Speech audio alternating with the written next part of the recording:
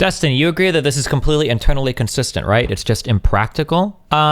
So the challenge that I would have for this guy, his argument is internally consistent, but it all hinges on something that I think is impossible to defend. And that is the idea that somebody below the age of somebody below a certain age is capable of giving informed consent to a behavior.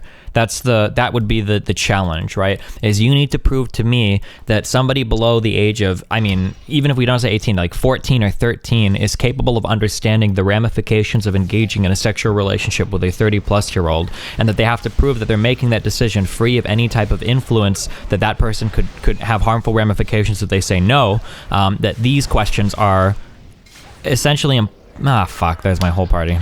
Are essentially like impossible to answer, which is why we typically don't let children consent to things like this. I think that challenge is insurmountable. I don't think you could ever prove that. There are certain societal frameworks that I could see where pedophilia would be nonchalant, but we don't live in that society right now, unfortunately. Or unfortunately, I shouldn't say that. We don't live in that society right now. I guess unfortunately for pedophiles. What do we know that a 10-year-old doesn't know? I mean, I know a lot of things that a 10-year-old doesn't know. I don't know. What do you feel like you know about as much as a 10-year-old? I don't know, my dude. I guess that's a personal question for you to answer. Sure, but that's from a practical point of view. That is, in our society, we can't imagine a relationship dynamic between a 40-year-old and a 14-year-old which is healthy and sexual. Sure, the unable table. But I mean, all of the arguments that we're going to make from this are going to be within the context of our society, right? Destiny, that guy is obviously going to reverse the question you ask. How can you prove a child is incapable of consenting to a decision? Oh, well, because I can provide a number of hypotheticals that would make consent very, very hazy. Let's say, for instance, that you have a 30-year-old babysitter and you're a 9-year-old kid. Let's say that the babysitter propositions you for sex. How can that child be sure that he can say no to the babysitter without suffering any kind of harmful repercussions? If the babysitter decides to force him or herself on the child has no way to protect himself. If the babysitter decides to mistreat the child because the child said no, the child might feel like they have no recourse, so they can't do anything because the person is much stronger, much larger, and an adult compared to them. They won't be believed or trusted if they complain that the babysitter did something wrong. I mean, you can propose a number of hypotheticals, very reasonable hypotheticals, where it's like, well, in this situation, like a child couldn't reasonably say yes or no, you know, that the power differential and the amount of influence that the other person who's asking for the sexual relationship has over the child makes it impossible for that child to truly give an informed consensual decision on. But a babysitter already sets up a power dynamic. Well, yes, but most adults are interacting with children in ways that a power dynamic has been established.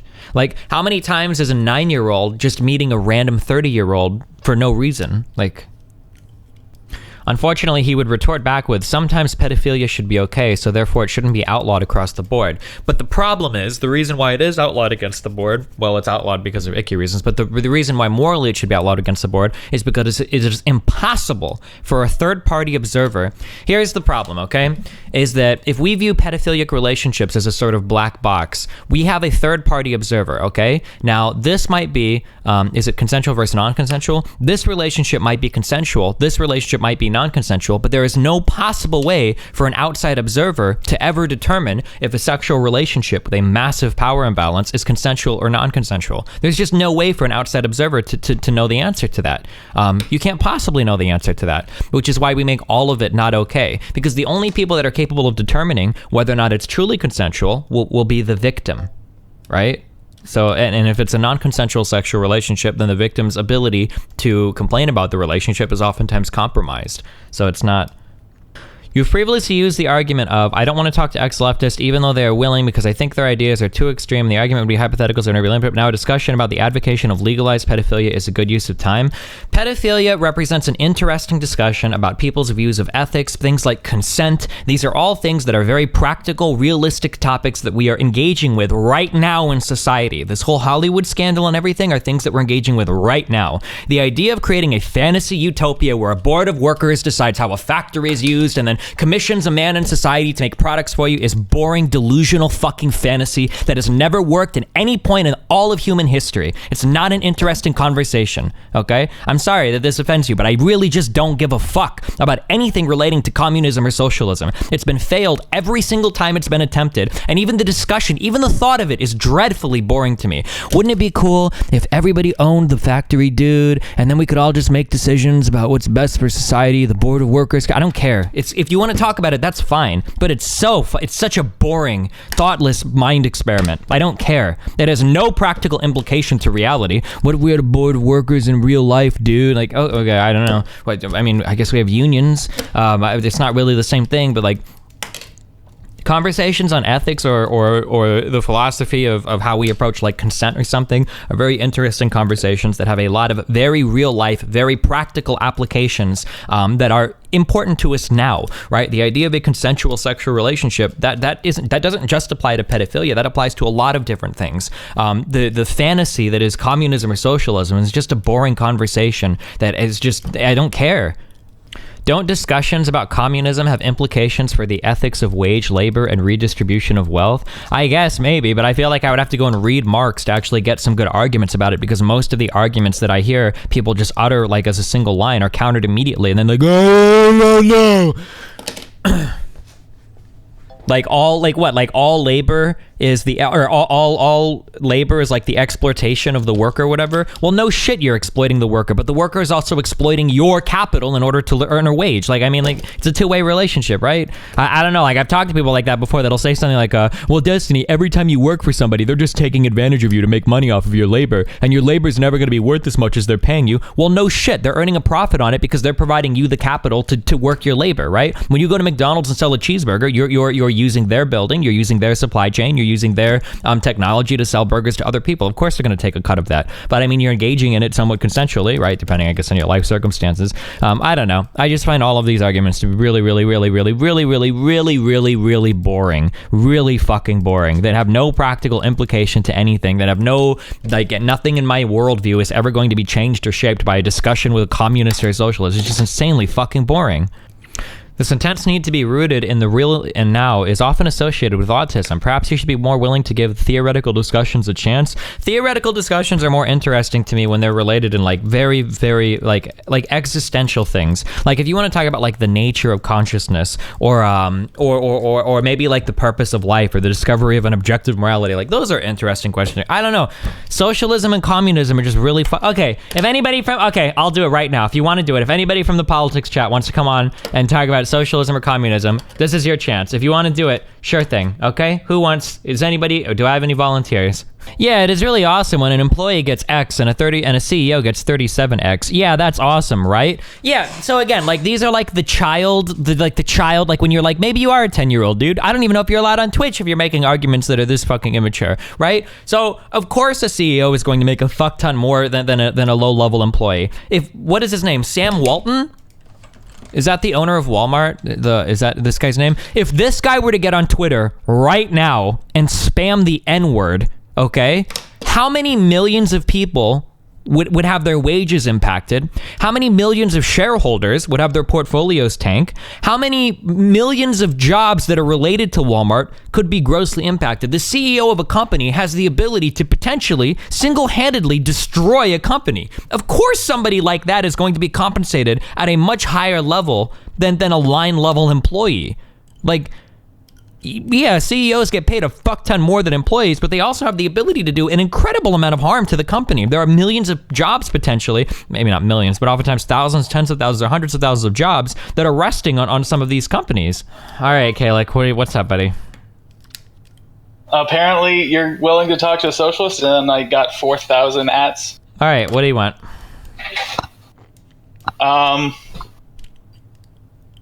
Well, what you never want to talk to socialists, so what Tell me on socialism, my dude. Tell me of the evils. Why is capitalism an evil system? Capitalism isn't an evil system, it's a bad system. Why is capitalism a bad system?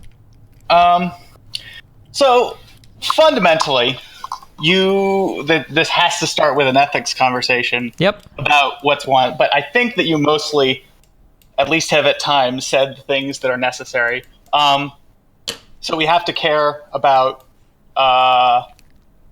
what would make society best for everyone. Right? Okay. Yep. Rawls curtain. Yeah. Yeah. So having established that, sort of,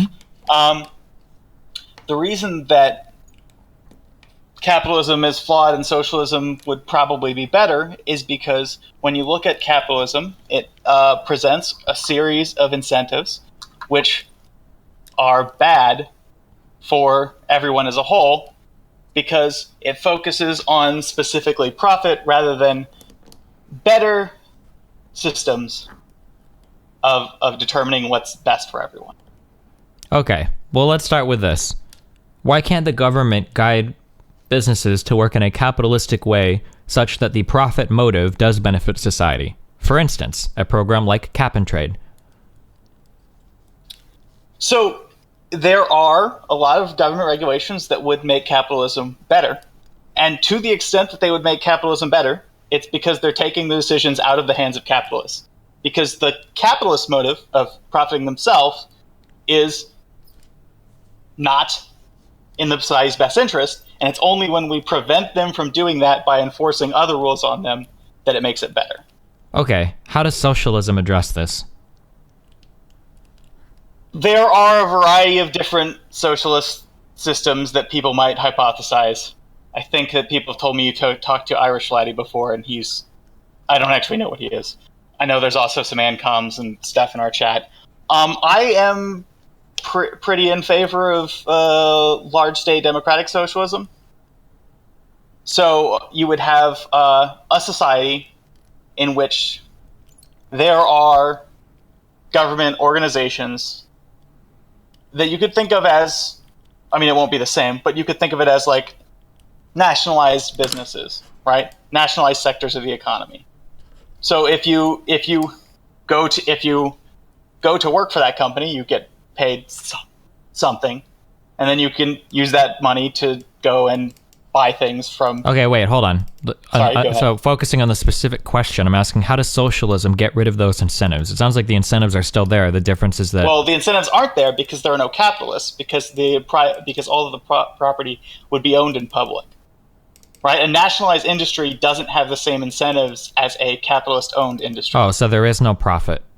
There is no profit. Okay, so where do people who want to invest in businesses come from? Why would anybody make an investment in a business or do anything that with any level of risk? People don't invest in businesses because because when all the property is owned in public, the decisions about where investment goes is made by the government as a whole. Okay, so how do you get like new technology or new businesses or products that people want? Well, if you want new technology or new products, the government decides that they want that, and then they pay people to work on those things. Do you think it's realistic to expect that the government on its own is going to come up with all of the innovation that the private sector can? That the government on its own will think of all of these ideas of better iPhones or anything like that on its own, left to its own devices, or? Yes. When you talk about these people coming up with ideas, right? All of these ideas are invented by people who do that, right? Sometimes driven by a profit motive, though.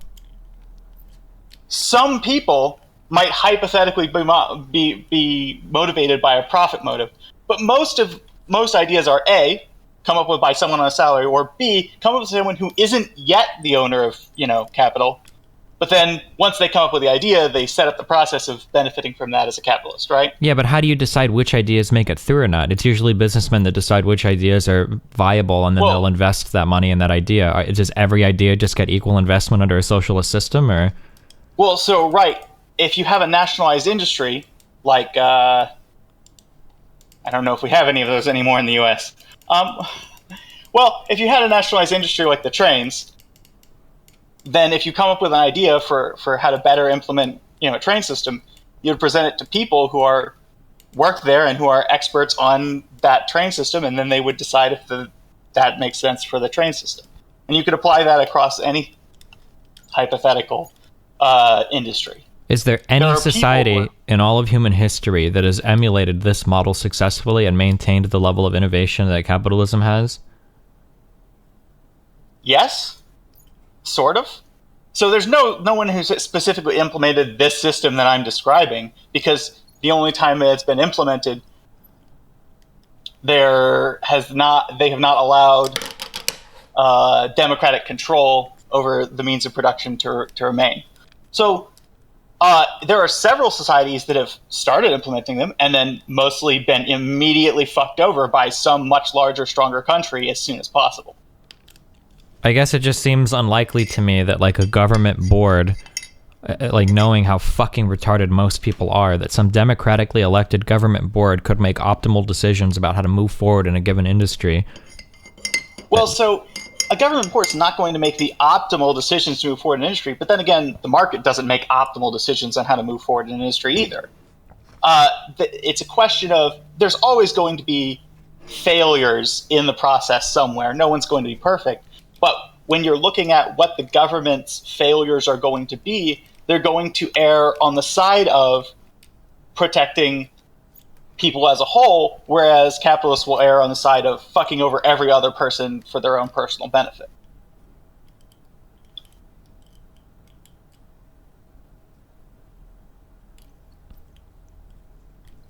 Okay.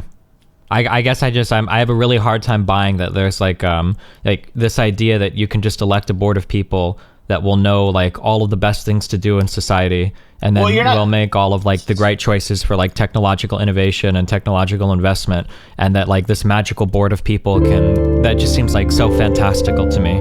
I want to dive into that because I think so. Sure. I mean, I'm not talking necessarily there's a board of people who make all these decisions, right? I'm saying you would fundamentally right now at Apple, right? There's what really happens is technically when you make profits, the people who benefit are shareholders. Now, a lot of shareholders are on the board, but realistically, what happens is you go up the process. There's a CEO who makes decisions, and there are a whole bunch of employees below him that make decisions. There are a whole bunch of employees below him that make decisions. All these people are the people who are actually making decisions, and some of them might be benefiting, as shareholders, but some of them might not be.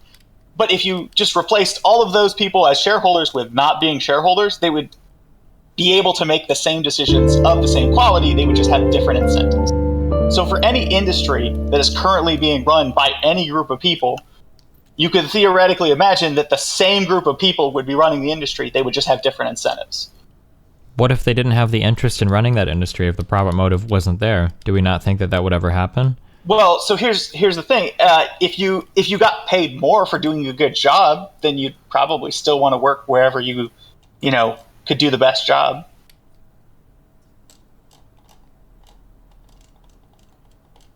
Gotcha. I don't know. I don't know. Okay. Well, cool. Do you have anything else for me? I mean, do you want to walk back any socialism is fucking terrible and stupid? Well, no, it just sounds like it sounds like a fantastical claim. Like you have this world where people are working out of the goodness of their hearts for all of mankind. Well, no one's working out of the goodness of their hearts. I haven't described a single person working out of the goodness of their hearts. None of the people are driven by profit. None of the shareholders are driven by profit because all of the people in society are protected or like. So there are no shareholders, right? Because you said you replaced. But the CEO is paid a salary, and his salary depends on him doing a good job. And then the people who are, there won't specifically be necessarily a CEO, but they're like whoever is making the final decisions is paid more for making good decisions, less for making bad decisions. And if you go down the process, they're not literally paid more. They're they get raises maybe off of an evaluation system, and maybe they get fired or transferred to somewhere else if they do a bad job because they've demonstrated that they can't necessarily do a good job. But everyone's acting based on their own best interests. Nobody's acting specifically out of the goodness of their heart. Wait, well, wait, so what's the difference between this and capitalism now? There are no profit. There are no shareholders, so people are making decisions, but they personally are not going to profit from fucking over everyone else. Presumably at some point, right? The CEO, the person who makes the decision of whether or not the CEO of the phone making company it isn't shareholders who benefit from phone sales. It's going to be at some level a democratic decision making body. Okay. And how are these people elected? By just society? So what you could have, I prefer decentralized boards, but you can have people elect systems. You want to develop, obviously, a much better election system than the US has. But once you do have that, then you can elect people. And then there might be, like a system of, like a Congress type thing of 400 people who run quote unquote everything. And then they have specialized boards that they are members of as well, where that they run on a more personal basis so that they're more able to be knowledgeable about those factors. So you basically have, so if we had like Apple, a company, we would be leaving up like all the important positions would be elected by people, I guess, to run the company? No. So you would... or you would elect a board that would elect people to run the company? So you might elect a legislature, and then that legislature would have, committees attached, or they might have like like the federal chair, the Federal Reserve? Yeah. Do they have like the board for the Federal Reserve? Yep. Okay.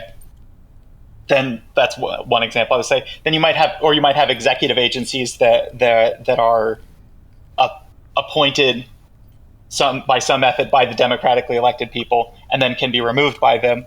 But then you would have that group of people who manage some industry. There won't be specifically an Apple, because you won't have 8 different phone companies, because there's not really a point in having 8 different phone companies if they're not competing for profits. And then they will promote people within the phone company business, or transfer people from other organizations if they feel it's appropriate or whatever, and hire people to make decisions on a day-to-day basis. And okay, wait. So so the main difference between your system and capitalism is that you have a board of people that get elected. Is that those people are making a decision based on what is best for society instead of what is best for the bottom line of their wallets. And you define best for society as? Well, it's going to be based on society's determination of whether or not they're doing a good job.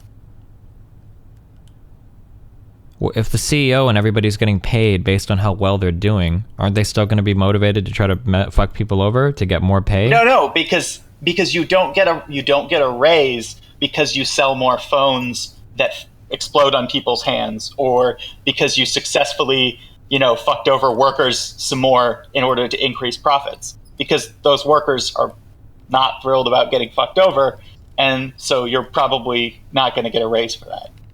So how do you decide if you get a raise or not? How do you define like a good job? You're going to get.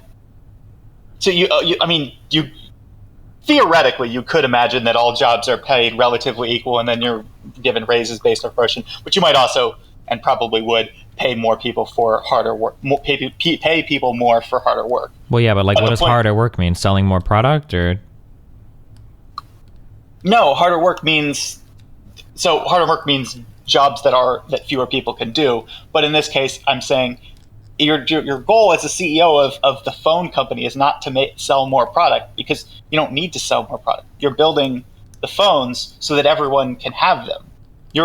If you find a way, if you invent a technology that greatly reduces the cost so that you can have more phones, that's great, and everyone's thrilled. And then you probably get a raise. But if we don't think that if there's just one phone company, so if we envision 2 different worlds, one where you've got competing phone companies and then one where you've got a single phone company, you think that the amount of technology or innovation that would exist for that single phone company will always be on par with the multiple phone companies? If the same amount of resources and talent is invested, yeah. Why? Because you're still incentivized to do good things. You just aren't making profits for some shareholders that exist somewhere. You're instead making society a better place. Now, you probably care more about the fact that you're getting paid more, but the people who at the end who make decisions are not the people who profit from selling phones, but they're society as a whole, because at some level there's an elected member of elected decision board or individual somewhere. I guess I have a hard time believing that. So you can definitely have a hard time believing that the innovation of a socialist society would keep up with a capitalist one. But that doesn't mean that it's not true. And if you look at similar systems where there weren't a bunch of people making profits off of advancements, like every government, advancements anywhere ever, it looks like people who are just paid a salary to make advancements usually are pretty good at it, at least as good as the private sector. Is that really true, though? Like, what would be an example of that? NASA, everything that the military has invented. So NASA has failed so hard that we have a private company now, SpaceX, that's carrying our space program. NASA isn't provided with any resources. The military that you brought up all get their technology from private contractors like Boeing, Raytheon, and Lockheed Martin. So that's a bad example. The military does get a lot of its technology right now from the private sector. Yeah, like the whole F-35 program, that's Lockheed. That's not the government military. The point is and that's a terrible example because it's a really shitty program. Sure, but I'm just saying that these aren't examples of the government doing something outcompeting the private sector. The government has in the past done a very good job at developing advancements in technology. Yeah, but what I'm curious is, like, is there a government that was like competing a product, or I'm sorry, that was developing a product against like the competing private sector, and then the government turned out a better product? I mean, even the USPS, the USPS is like losing to like FedEx and UPS, like, and that's something that the government has a monopoly on because they own mailboxes in every single residence by like legal fucking eminent domain or whatever, and they still can't compete with FedEx and UPS. Sorry. So there's a few different things there. One, the UPS or whatever, they fundamentally hijack off of the capital investments of the U.S. Post Service in classifying, dividing, and setting up the address systems and then enforcing those address systems on basically all buildings. That's all done federally and basically costs against the U.S. Postal Service. And secondly, when you say the U.S. Postal Service is failing, what do you mean? The U.S. Postal Service does a fine job delivering packages. Sometimes it's better than the FedEx, and sometimes it's worse, but it's not like a globally worse thing. Well, I mean, there are multi-million, billion-dollar businesses that have sprung up that compete with it. I think most people prefer to ship with FedEx or UPS over the USPS, unless you're just like sending a letter or something. But I can't speak for most people. My experience has been that the Postal Service has usually been better. I don't know the specifics, but it might possibly be the case that if you live in rural areas that the FedEx or something like that is better. Although then again, it might be the case that in specifically rural areas, the post office is better. But in my experience, I live in cities pretty much primarily. The Postal Service has usually been better, and it's fine. Like I don't understand what's the problem with the Postal Service that somebody found a way to make money running a parallel product. That what does that mean that the Postal Service is bad?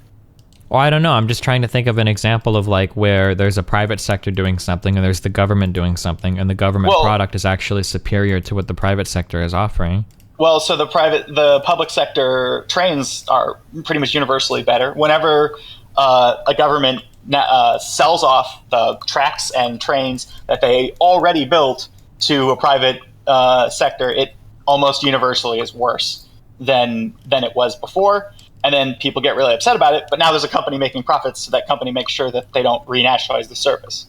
Wait, what? Could you say that again? Trains, public train systems, wherever they exist. Mm-hmm. As a general rule, when those are privatized, they're sold off to some corporation. The service usually gets significantly worse. That's sort of generally the case all the time.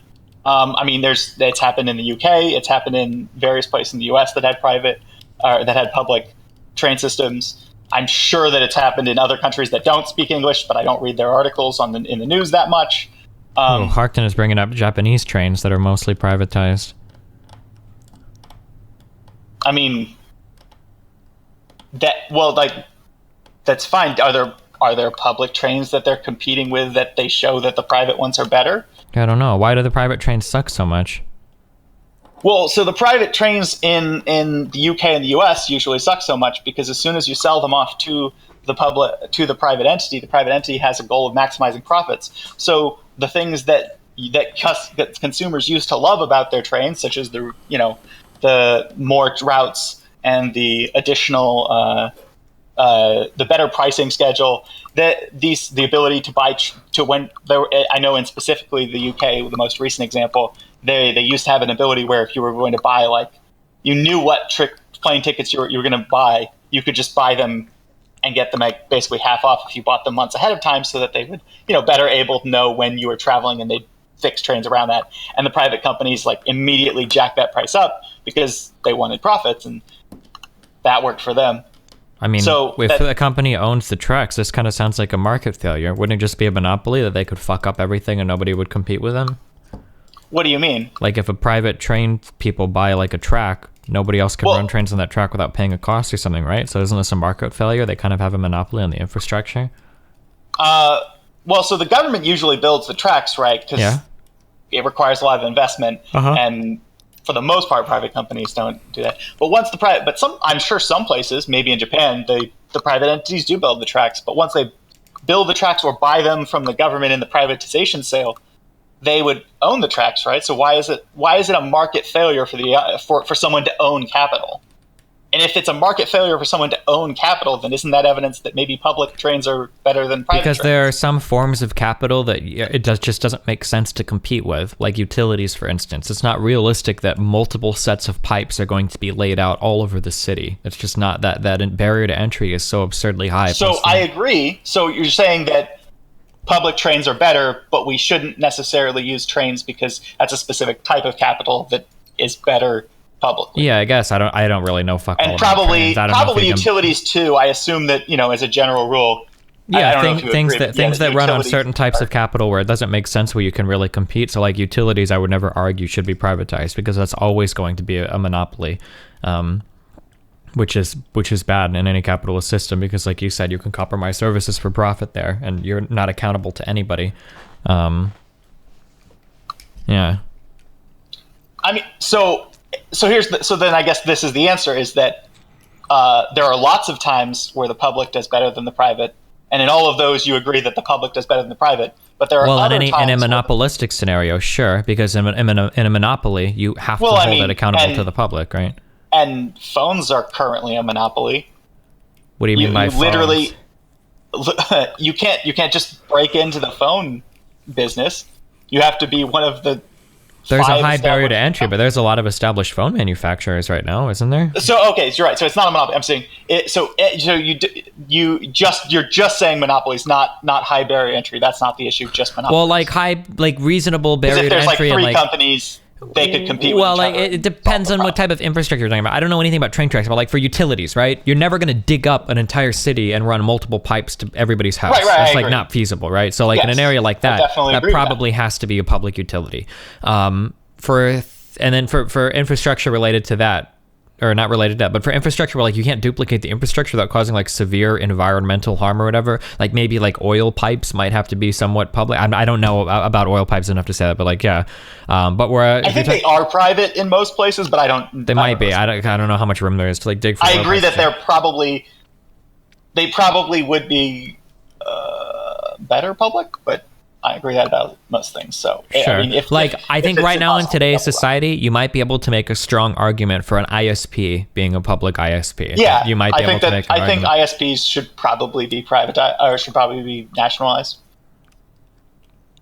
Provide a public ISP that then outcompetes all the private ones if you really want. But this guy is single-handedly making me a capitalist. I'm just saying, like, I think that ISPs should probably not be privately owned. Possibly. I could see strong arguments in favor of that, yeah.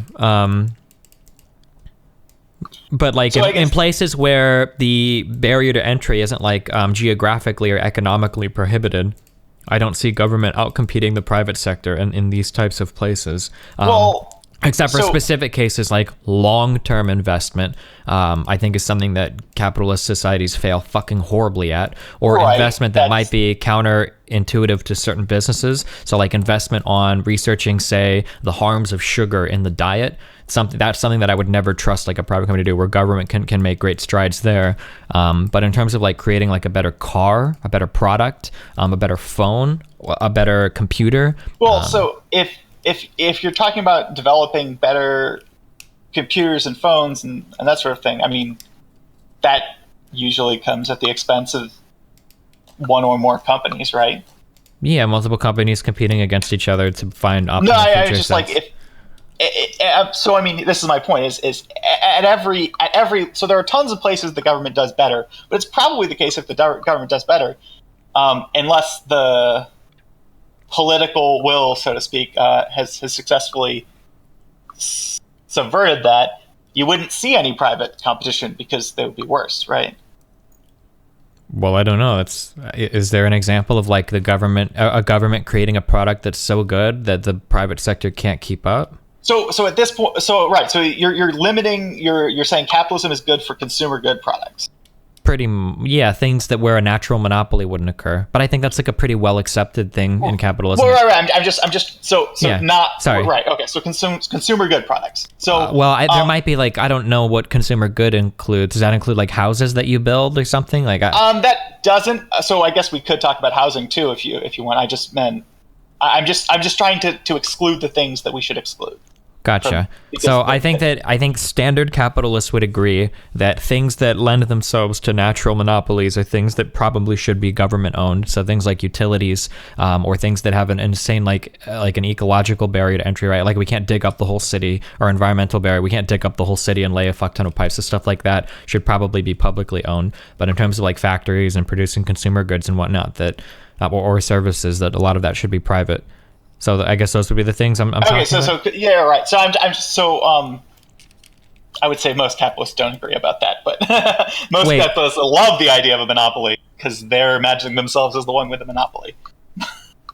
I've never heard that before. I've always heard of capitalists referring to monopolies as market failures. I don't think it's mainstream capitalist thought that monopolies. So when I say capitalist, I don't mean someone who thinks capitalism is a good idea. I mean the people who own the capital. Oh. Well, in that case, socialists all think that they can do nothing and go to school and get a history degree and make $150 a year. I mean, I'm limiting my who is a capitalist to the people who are called capitalists when the term was. Oh, okay, gotcha. The people that don't. Okay, sure. Okay. Yeah, I'm not saying like you're a dumbass because some other person is a dumbass. I was saying like, gotcha. I don't know if you count as a capitalist. You're kind of in a weird. I would say no. Okay. I mean, I guess you own stocks or something, but that's not. I own my computer and I use my computer to make money, so my computer is kind of like capital, right? Your computer is kind of like capital, but it's also kind of like not capital. I think it counts as capital.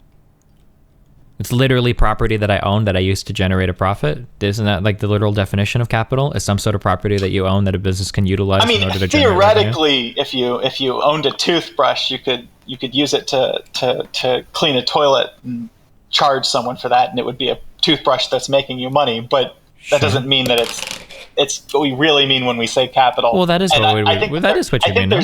You wouldn't say that all toothbrushes are capital, but in that particular instance. Let me rephrase that.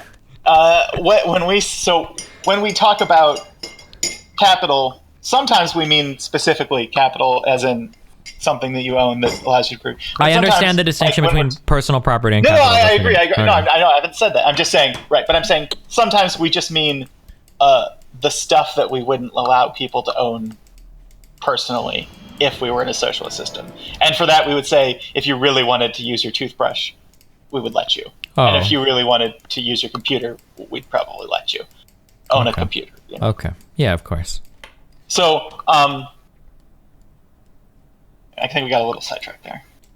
Do you have a specific place you want to go right now, or no? We were talking about, so in places where naturalistic monopolies don't exist, okay. Where can the government outcompete the private sector? Well, so that doesn't give me a good segue into talking about food distribution, really, because that still feels like it could be a geographic. Parkton wants to get on and fight I mean, this guy. food distribution could Let be. him go in and show chat You think how the much government of a could fake fucking outcompete- Jew he is. Shekels in chat. So this is the thing. The government's goal is not to outcompete anything. The government's goal is to provide a distribution that a capitalist wouldn't choose, but that the government would choose. And that's what's better about it. So, for example, like the food deserts where people just don't get food delivered and they don't have like ready access to supermarkets, those are bad for those people, and it would cost more money to fix that problem. And there are different ways you can try to fix that problem. If you're the government, if you were a socialist, you could just, you would be owning the distribution center, and you'd say, go do it there, even though it's sort of at a loss because we think those people deserve food. And if you're in a capitalist, you could just try some variation of, you could just do straight up orders. You are required to do this as a private private company are required to if you're going to distribute food to, I don't know where food deserts are. I know they exist, but name some big city. Say if you're going to distribute food to that big city, you also have to distribute to these smaller cities nearby that are, the small towns that are suffering, from lack of food. You could order that, or you could try to subsidize certain routes to certain places as the government. You could do any of those things to try to fix the problem, or you could just let, people in rural areas starve to death. And when you're picking, I mean, obviously we don't think you should pick that one. Couldn't you argue that you're creating bad incentives for people to live out in those areas now if we're going to publicly fund people shipping food out to there? Like, what if you had this system set up in Australia and then a bunch of people started to move towards like the middle of the continent because they know that they can always requisition the government to ship food out to them? Wouldn't that be a huge waste of money? So I don't like to, so generally speaking, I don't like to talk about things in terms of money, but yeah, if you're creating a livable situation in a rural area where there otherwise wouldn't be, right, by enforcing food distribution, then it might be the case that, so like, if you didn't fix the problem, the theoretical solution is, holy shit, please stop adding me. If you, sorry, not you.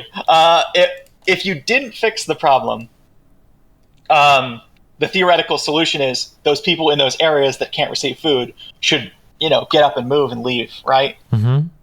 And that doesn't work because, generally speaking, they have the problem that they can't leave. If they could leave, if they could just pick up and leave tomorrow, they would, but they can't. But if you then start shipping, food there, either subsidized or ordering it, or you're the socialist government that's incentivizing it, you might say, well, then too many people are going to move there. Or people are going to move there when they otherwise wouldn't have because you just created this, you solved this problem. But then even more people move there, and then you got to ship even more food out to an right. I'm agreeing with all that, but let me. Okay. So that's a theoretical. There might be some circumstance where that's a problem, but food distribution isn't that. Because food distribution isn't about places being far away. It's about places being too low population for their distance. So if a whole bunch of people moved out there, that would actually fix the problem because then you'd stop subsidizing it or it wouldn't cost too much to do it because there'd be a large enough concentration of people. Okay. Do you want to talk to Harkton? I'm going to drag him in, okay? Sure. I don't... All right, Harkton, you're in. Go for it. Hey. What's up, Harkton? How's it going? I don't know. I don't know if that we've ever spoken before, so I could describe my entire life as what's going since the last time you asked that question. Hold on one second. Okay. There we go. So, what's happening? I just got dragged in here. I don't know. What we talking about? You're an ardent capitalist, disgusting lover. Go for it, my dude. So, the point that I'm trying to make here is that with government-run monopolies, if you will, that the people who are in charge are not. You're mentioning before that what would be the difference if what was the example you're using of a company that should be government run? I think it was well, my example was everything, but okay. So let's take it for everything. What type of innovations wouldn't happen because there wouldn't be the competition there? Well, my contention was that the innovation would still happen because people who make the innovations are, for the most part, not motivated by the thought of their product outselling some other person's product. They're motivated by the fact that when they invent something, their boss gives them a raise or something to that effect. But that's not really true, is it? When you're in government, you're not getting rewarded for changing things. In fact, in government, probably most of what everyone wants is things to stay the same. Stay calm, not a lot of trouble, don't rock the boat.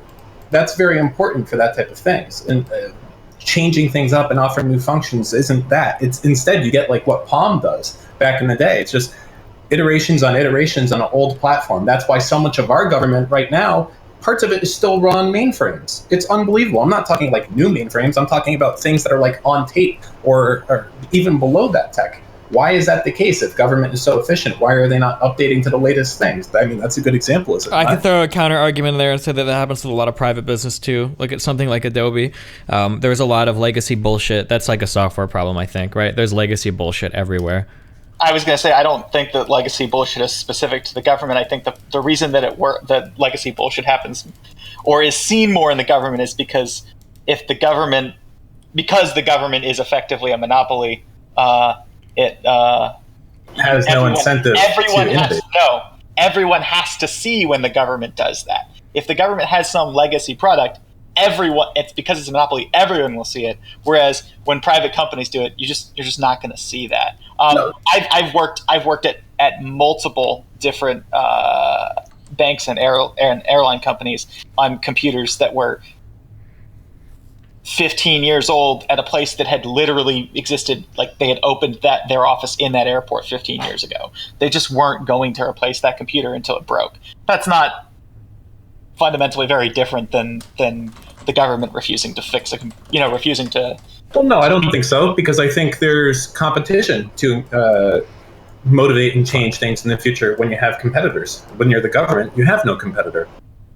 Well, so the computers that we were using still worked, and that is why they continue to use them. I've worked for the government as well, and we had old computers and old computer systems, and we didn't change them, primarily because we didn't there was no reason to change them, because if you had changed them, you would have to spend a bunch of money to update your system to probably accomplish new things, but maybe not, and you don't necessarily know. To be clear, I'm not talking here about what operating system like support staff is using. I'm talking about fundamental changes in technology and the betterment of people's lives through innovation that only happens through competition. Except that it does happen without competition all the time, because I've definitely worked in I'm not saying it never happens. I'm saying it happens at a much less rate than when it's privatized. How could you say otherwise? So what's the incentive? That's why so much of the government's best technology information doesn't come from themselves, because anyone who's very decent at their job is going to gravitate towards the best life for them working in the private sector. Can you just ask a question and then let me answer before you go on and ask two other questions? Go ahead. So the incentive is that the same for someone who works at that company and wants to, be rewarded for coming up with a new, better idea regardless. If you're saying someone's going to come up with an idea and it's not going to be implemented, it's not going to be implemented because somewhere up the decision-making tree, someone doesn't think it will improve things, because if it does improve things, then they would also get rewarded. Okay, and what about, I guess, the next question? What's the next question?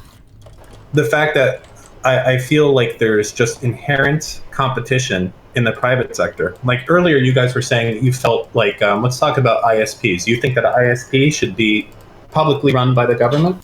Yeah, I think everything should be publicly run by the government. So yes. Everything should be. Okay, well, yes. We'll get to that in a minute. This is the socialism conversation. So. No, I got that. So how do you think that works in a socialist environment when you elect someone like Trump, who says that the news media is fake? And potentially these people have the ability to change what you consume, which would be if we're all running under a communist regime, wouldn't that be very likely to have those changes happen and move to that direction? I don't know why this is now a communist regime, but you should probably have a better electoral system than the United States before you do this. Yeah. I primarily advocate for political reforms. That's sort of my thing. I do think there are a lot of important economic reforms, But I advocate for political reforms before anything else because economic reforms can't happen and are pointless when you have such a shitty political system. You didn't really answer what I'm saying here is when the government controls your media consumption, what's to stop them when you get someone who's like a Trump, who's been very outspoken about something? What stops that from happening? Right now, being privatized, there's laws. So the government is everyone in the socialist system, right? Everyone is the government. When you're saying what stops them from, putting out information that benefits their party, right? The people who are elected don't decide the content that runs on the system through the ISPs. I'm sorry, are we talking about some different type of socialism or communism that what exists in, like, for instance, China or North Korea? Was it Vietnam's the other one that has it as well? Yes. Okay, so tell me about how communism will work this time and what's going to be different. Like I said, the first, you want to have a better political system, so you want to have some sort of governing body or legislature, right? So someone in charge. Well, technically that's not someone in charge, but some sort of governing body or legislature, and then they're going to want to have some sort of, right now we call them executive agencies, but you have some group lower that is then picked out either democratically or chosen based on perceived merit that makes then determinations that is focused on a more narrow issue, and then they will then have other offices below them who aren't making day-to-day decisions, and then there are other offices below them who are making day-to-day decisions and working in the industry, so to speak. And those people, some of them might be elected or might be elected within the industry, or they might be chosen by that previous governing board. But they are fundamentally, you're going to distribute the actions that are taken across a wide variety of people because everyone's going to be working in the government for the most part. So what do you mean everyone's going to be working in the government? Are you saying that anytime there's a decision that has to be made on trade, on anything else, that people are going to go out and vote? Are we going to be voting every day? When I say everyone's going to be working in the government, I mean that there's going to be publicly owned property instead of privately owned property. So as a general rule, people are for the most part employed by I think people who have capital, and the people who have capital are the government. What Harkton is asking is, like, if a major decision has to be made, are these all going to be left up to referendum, or like how much is trusted? So it depends what a major decision is. I would say, there are a lot of major decisions. So like Apple decides to get rid of the headphone jack on the iPhone. Is this something that's left up to public referendum or the CEO? So that's going to be a decision that's made up by the CEO or there might not be a CEO. There might be a board that makes that decision. But those are the good people who were promoted to those positions based on perceived competence and work. So, for instance, someone who's in charge of the ISP, the CEO of that division, if you will. So that guy could make a decision without a referendum, or no? So he could make some types of decisions without a referendum. Yeah, sure. Absolutely. Sure. What's the line? Which ones require a vote? I mean, if you just want to give me some examples of something he could do and couldn't do. To a certain extent, where the line should be drawn is also a democratic decision. And we don't have, a constitution or or any legislative, laws passed that establish this government. So those decisions are going to be made at some point politically. But if so here's what you're saying. You're saying, well, why who's going to censor how do we know that the media is not going to be censored? Well, if you have an ISP, right, and then that ISP is told, you ISP censor anything that criticizes this party or this organization or whatever, right? If they're told that, then they're or any censor like the Great Wall in China, like that firewall. So if you're told to censor things as the ISP, right, then that's not a decision that the legislative body of electors makes, and that's not a decision that the board underneath that makes, and that's not a decision that the CEO should even be making. So if any of those people is making that decision, I mean, you're fundamentally reliant on the court system and being able to have someone whistleblow. I mean, you might have you probably will have some organizations that exist to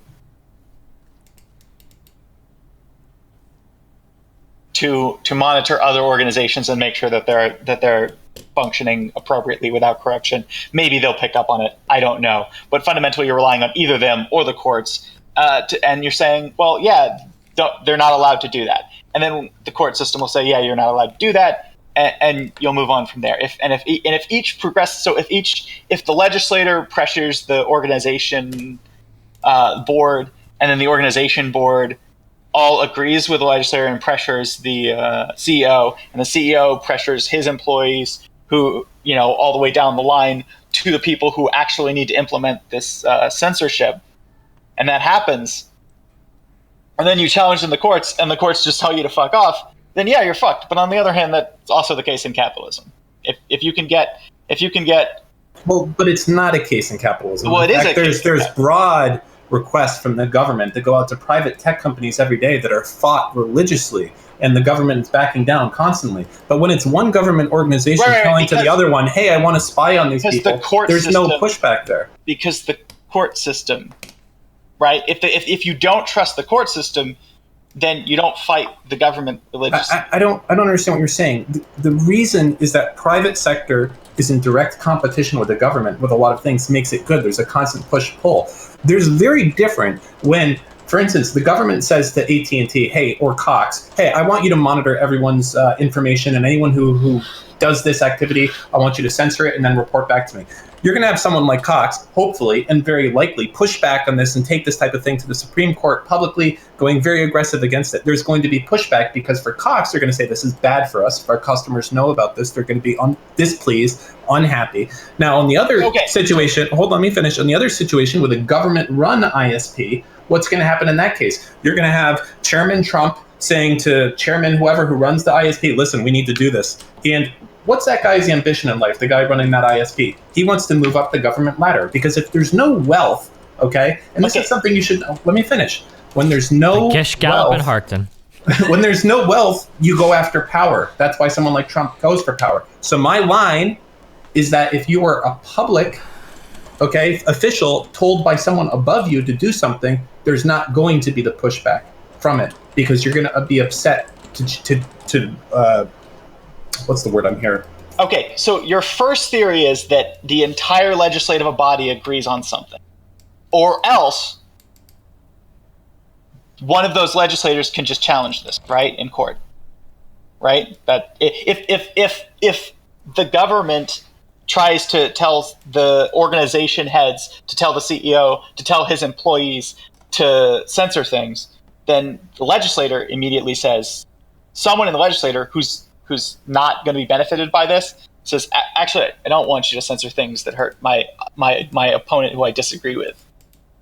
And then immediately it's in the court system. If you trust the court system, that problem has now been solved. Just like I've never seen that. It's so rare to see that in any of the examples we can have of even barely functioning communism at this point. Well, because you don't have a working political system in any of the functioning communism or non-functioning communism that aren't communist. None of them are communist at all. Some of them are socialist, but So do you feel like you have a better idea of how communism should work than all the people in China? Wait, we're talking about socialism, right? Socialism, communism. He's a capitalist. He doesn't understand. So it sounds like, hold on, so to address this, because you keep going back to this, what he's saying is that he understands that communism or socialism has had failures in the past, but that's because there wasn't a strong political system that was set up prior to that happening. That these things all, or at least what I'm extrapolating, is that these things all happen on the backs of like big revolutions and shit, so they get corrupted pretty quickly and pretty easily. But like in the United States, if we established a socialist system or something, we would have a strong enough political system such that one person couldn't assume power and corrupt the system or something. Well, not in the U.S., but in some parts of Europe. Okay. Wait, what? I mean, we could, if we rewrote the Constitution from scratch, sure, but our current Constitution's pretty shitty. Wait, oh, never mind. That's a different conversation, I guess. Yeah, it's a pretty different conversation.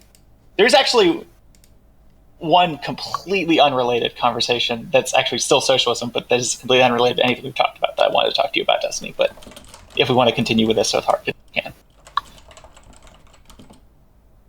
I mean, look, my fundamental line is I think more increased competition, which can only happen from private competitors, is better for innovation. Now, there's always things like pollution that happens. Destiny agrees with you that more increased competition would produce more innovation. I argue that the same amount of resources invested in innovation would result in the same innovation amount.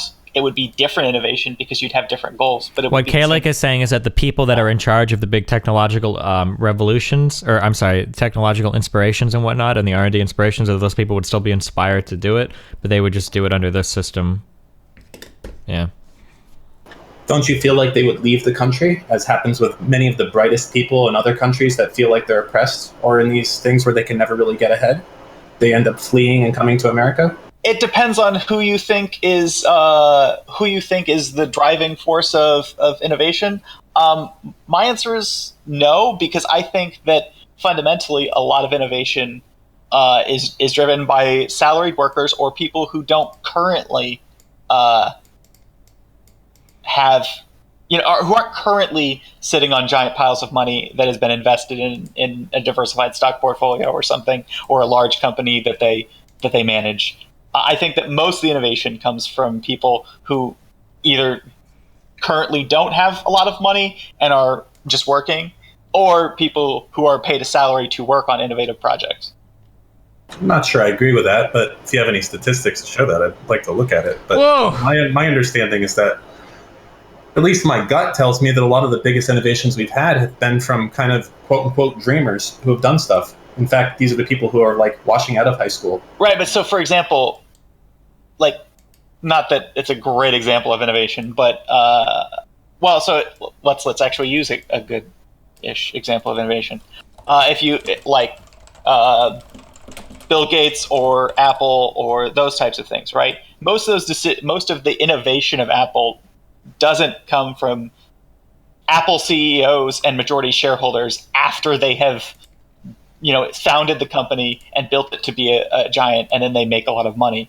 Most of it comes before they do that, and then they suddenly become rich but before that they weren't rich, and they weren't really, in any meaningful sense, a capitalist who could have made the decision to move to another country if it was beneficial. And then also once they become a giant corporation, they just pay a bunch of employees to make continuous innovations from there.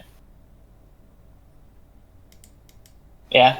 I mean, you can disagree. I'm just saying, it seems to me that like most of the dreamer stories start with someone who is living in not literally, obviously, definitely not ever really the case, living in a gutter and not rich, and then they come up with a genius idea and that makes them rich. And that's a great story, but if you actually just lived in a socialist society, it might be the case that you had more people in that position who could devote time to coming up with genius ideas that they could then get paid for.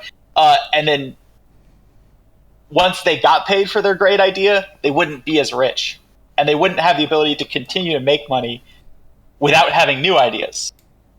But I don't know that means that they would just choose not to have that idea in the first. Right? They would be worse off after they came up with a genius idea. But I don't know that means that they wouldn't come up with the idea in the first place.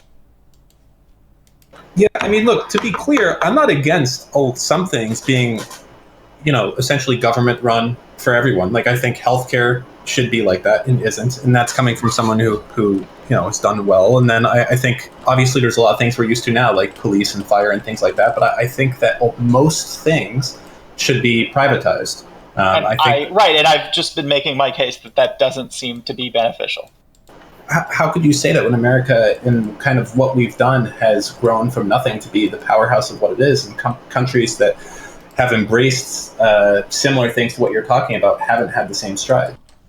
and have. You could argue that the unique set of advantages that came to America would have caused us to prosper regardless of economic system. We have a very we've got a large swath of land. We've got a lot of natural resources. We're cut off from the rest of the world's conflicts like World War I and World War II. You could argue that under a different set of circumstances, we could have been just as successful. I have two other arguments related to that. Uh-oh. One is some of the best times that we've done, relatively speaking, were times when we were much less capitalist in that we had significant limitations on the ability of capitalists to fuck us up. That was some of our best times. And I would also argue that it's not just that America's had, a great place and whatever. It's also that every country that attempts anything even remotely socialism related is immediately economically attacked by capitalist nations who see that as a problem. Most of the time, they're a really small country that can be dominated by us pretty heavily.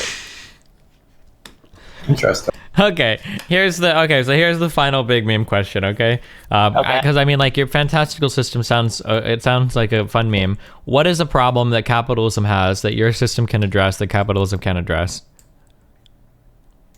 So here's the thing: if every problem of capitalism could theoretically be addressed by passing regulations that limit capitalists in a way that prevents that problem from happening.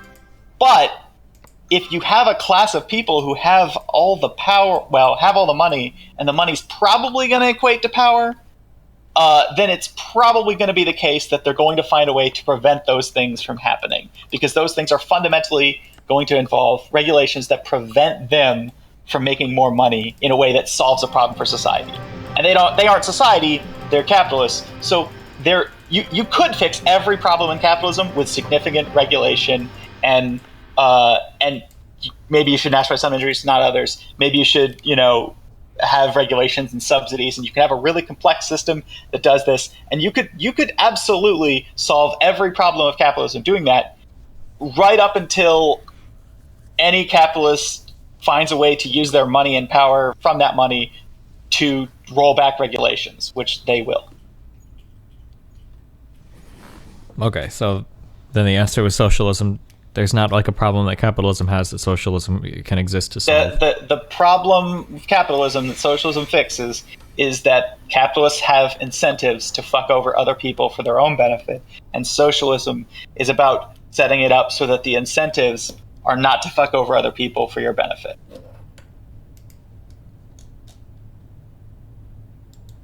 Am I cutting out? No. Okay. And the reason why nobody would ever do a bad job or fuck over other people is because why? No. People will do a bad job just like they do now, and people will try to fuck over people just like they do now, and you'll have systems designed to prevent and catch those things. But who monitors the monitors? Other monitors who also monitor the monitors. At a certain point, if the entire Congress wanted to fuck, or even half the Congress and the Supreme Court and the president wanted to fuck over something, they can, and you have no way of stopping them. I mean, you need all three of those branches to agree, but once they decide they want to do something bad, you don't have a way to stop them. And you wouldn't, and that's the point, is that those three branches right now could fuck you over, and you can't stop it. And that's because fundamentally there's always going to be some group of people, however large, that could fuck you over without you being able to stop them. But socialism is part of making that group larger and less homogenous, so that it is not the case that they will do so. Just sounds a little fairy tale-ish, to be honest. That's a pretty rude thing to say, Sorry, go ahead. Oh, I said Harkin was being rude. I'm sorry. I feel like you're completely discounting the fact that people crave power after they have money. Once you're rich, that's why so many rich people go into politics. And if all of a sudden, essentially, no one can be rich, everyone will crave power. You'll have the exact same problems. There's no difference. Like I said, you're going to want a better political system that prevents that from happening. Right now, that's already the problem we have, right? That rich people crave money because it's power, and crave power because it's power. And so when they have the money, they use the money to have the power to fuck people over. That's already the system. I'm saying if the system, if your concern about corruption is equally as true under capitalism, but the uncorrupted state is better, then socialism is better. Is that? I don't think that's true. I think some of the most uncorrupt places are the capitalist countries. Am I wrong? There has to be statistics for that. And the most corrupt ones are the ones that are run in regimes that are similar to this. There are a lot of capitalist countries that are corrupt dictatorships. A lot of them.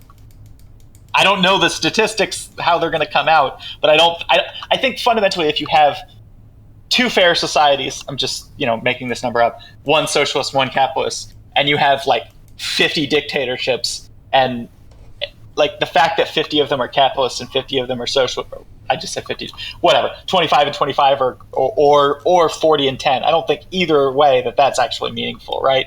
Like there are a bunch of, I think fundamentally the thing that makes places corrupt isn't to do with their economic system. I think it has to do with their political system.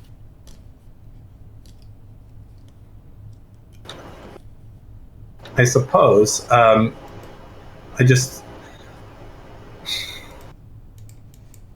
there you go. We got it. We're socialists now. Yeah. All right. I'm probably not. Any other? You want to keep talking, Destiny, about something also socialist but unrelated, or no? Sure, go for it. No, you don't sound interested. I'm offering like. Well, like basically the big problem I have is that like every single thing that you're talking about seems like it can be realistically addressed in capitalism. So far, what we're battling is you're giving me all of the inherent problems of capitalism and then presenting a fairy tale version of socialism. I say fairy tale not as rude. Like I understand that people present capitalism as a fairy tale sometimes. Capitalism definitely has inherent problems in it, right? You acknowledge that a socialist system run by a government bureaucracy could fall prey to certain problems as well, right? Like right. in terms of people being corrupt and whatnot. Now, you would argue that there are certain checks and balances that you could place within a socialist system that would prevent this kind of corruption from occurring. And then I would argue that you could do the same in a capitalist system. You could point to the fact that there are failures in capitalism right now that aren't being accounted for, and that's a chink in my armor. But the problem is that like I have to argue with the real implementation of capitalism that exists in all its messy, gory detail today versus a hypothetical theorized version of socialism that will always run perfectly on paper. So even taking these two things into account, it seems like you're willing to admit that capitalism can, with regulation, address all the problems that socialism can address as well. So if that's true, switching from a capitalist to a socialist system would be a society overhaul that has never been seen before in the United States. It would be more dramatic than the Civil War. That this kind of an overhaul would potentially destroy the country, even if it's a good idea, just because of how dramatic an overhaul it would have to be. So like the fact that you can't give a compelling argument, I'm not trying to blame you personally, but the fact there's not like a compelling argument to be given for like socialism would take these three problems that we have that are unaddressable in a capitalist system and fix them, but instead would just say like, well, socialism would probably make some things better if it was done right, but capitalism can do it too, makes it like really hard for me to get on board to like, okay, well, let's switch to the socialism train, if that makes sense. Well, okay, so my point is just, you have this capitalist society. Socialism would fix global climate change. It would fix climate change, right? That it would address that in our society because we would care about what was best for society instead of what was best for the profit of the 80 companies that produce the most output. So like I'm not even sure if that's true. So let me give an example, and it sucks because I know you can give me like a million different hypotheticals, but like one of the things that's driven the investment into alternative energies has been the price of oil, right? So like all of the oil drilling, all of the fracking that we've done in the United States was done because of the slowing of production in other countries, well, the consumption of oil in China and whatnot, right? That it drove up gas prices or oil prices such that drilling in the United States became profitable. Couldn't you argue that in a socialist system, we might shirk investment into alternative energies because we were just requisition companies to do this fracking in the United States, knowing that there's a ton of oil there, that people would vote for that? Rather than people voting on scary investments into alternative energies, people would continue to vote on giving more and more money to fracking companies, rather than in a private sector, people saying that there's money in alternative energies and investing into that. Does that make sense? Sorry. So I understand the argument you're saying. Mm-hmm. I would say that to the extent that the reason that we haven't done a lot of fracking and have instead invested in other alternative energy resources is because that was cheaper it means that it would be using less resources for more benefit. Wait, what? The fact that something is cheaper is usually, but not always, indicative of the fact that it uses less resources for more benefit. Right?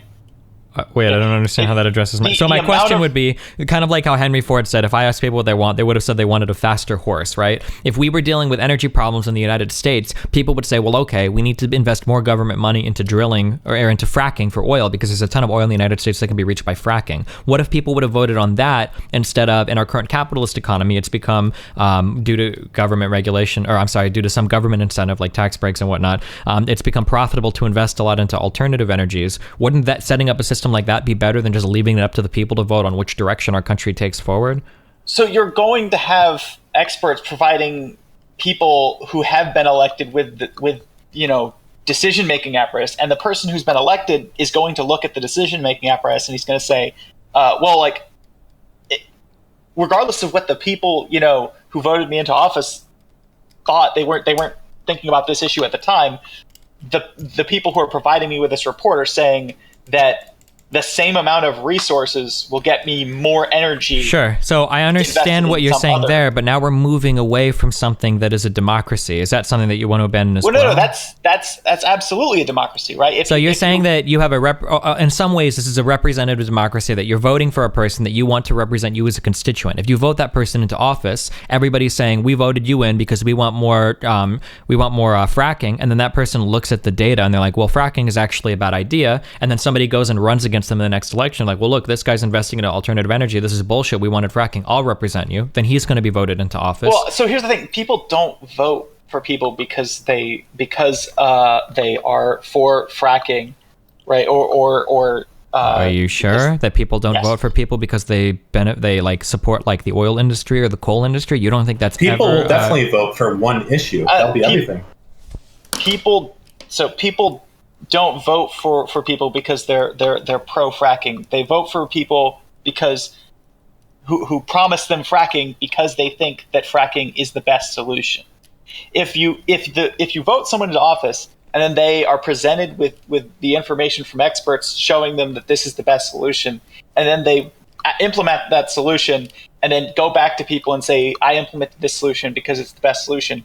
There are certain kinds of people in our society right now who will get really upset, and those are all the people who paid for your campaign because if people voted, if that was the case, we wouldn't have global warming, which every scientist says is real. We have our government saying. Well, Trump literally says that global warming is a hoax, and all the experts disagree with him, but people still vote him.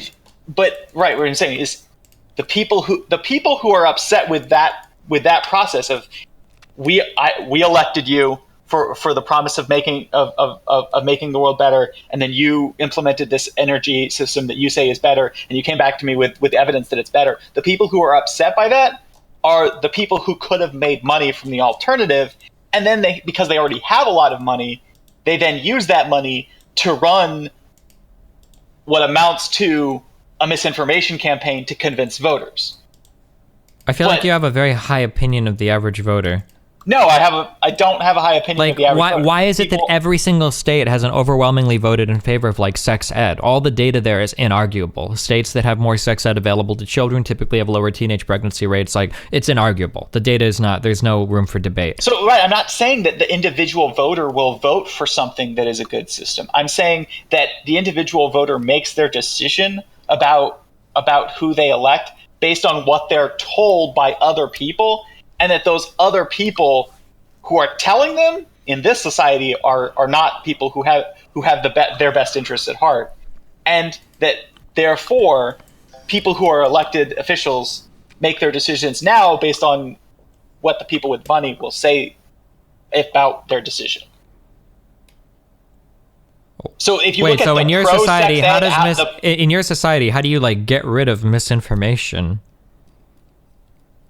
Are you like banning like news and entertainment? The deliberate misinformation campaign to benefit some people at the expense of others doesn't make much sense when you don't have people who are specifically benefiting from fracking, even though it's less efficient, because the fracking or alternative energy. And What about religion and people that say they want to say dinosaurs were... No. Wait. Well, no, let's stay with this exact same example. Let's say that you have a board of people that's elected that oversees like the fracking company in the United States. These people would be very interested in maintaining fracking in the United States. They're not invested in any other... I'm sorry, when I say invested, I mean like physically, like investing money. But like, yeah. But what about these people? These people would all have a vested interest in... And the very real people that work these jobs on a day-to-day basis that are into fracking, these people would all have interests in keeping this. Wouldn't they be interested in misinforming people or kind of slanting the numbers or whatever? Much the same way that my state of Nebraska goes hard on that advertising for ethanol shit, because we grow a fuck ton of corn here. So of course, if people like ethanol, we're really big on that. Well, and I'm saying not really, because those people are guaranteed comparable jobs elsewhere if we switch to alternative energy from fracking, or we don't. If somebody's expand worked like in fracking all their life, what comparable job are they going to get? If somebody's like in their 40s and 50s, and this is a big problem we run into today in the United States, like people that did manufacturing for 30 years that are now 50, 40 years old, what job are they going to go and get that's comparable? Yeah, they're going to become a programmer or something? Also, technology creates less jobs for the same amount of work. That's progress. You're not going to fire someone and then tell them they can't make money in a socialist system, or you're not going to transfer them and then tell them that they get half pay because of some change. Well, yeah, but that's what I'm saying too. So like, let's say for the fracking thing, say you discover some way to frack that's more efficient, that takes half the workers. How do you ever pass something like that? Well, so there are people at various levels who are going to look at that and say, hey, we can frack twice as much with the same work, or we can frack the same amount with half the workers, and then the other half the workers can go work somewhere else. And that's good. So how do you create jobs for them? Well, if you have anything for them to do, you can have them do that. And if you have literally nothing for them to do, then you can pay them to go sit at home. And you're in the same place you were, right?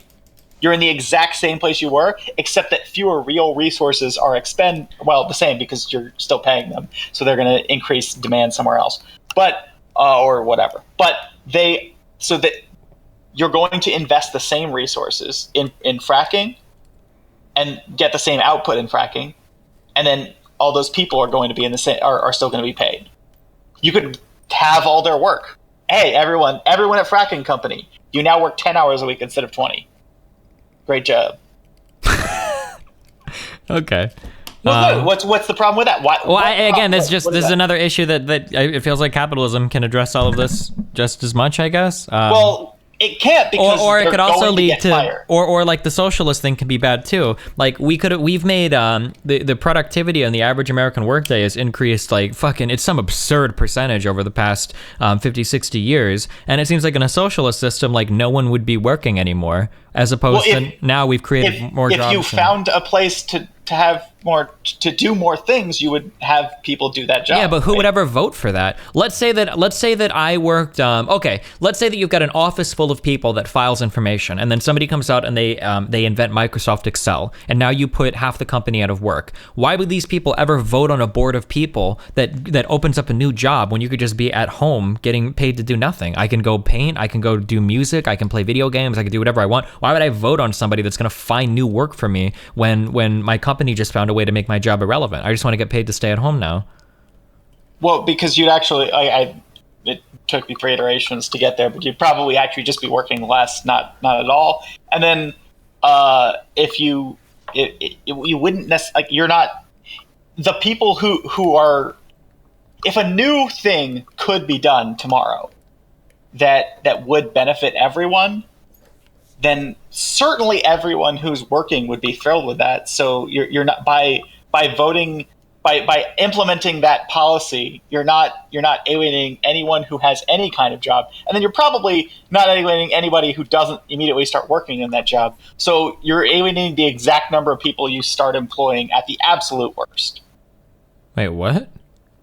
So anyone who's already working a job won't be alienated by you doing something that improves their life, but increases the amount of work, labor you need, so other people have to work, right? Well, no, like I'm saying, like, let's say 1,000 people work in a factory, and you find a way to automate the factory. Now you only need 100 people. Those other 900 people then just get paid to stay at home, right? Assuming they can't find equivalent work. Well, you'd probably start by reducing their work time. But if you say instead of everybody working 40 hours a week, now they all work 4 hours a week, right? Yeah. 10% as much work. So now they only work 4 hours a week. So now that you have one major innovation that dramatically reduces the amount of time that these people need to spend at work, now all of them work 4 hours a week, and then they all just live at home for the rest of their lives. Why would they ever vote on any board that would increase the amount of work required from people? Well, because any board that's presented with a solution, right? That a new industry that we could invest in, right? Mm-hmm. Oh, hey, look! It looks like if we just had more laborers, we could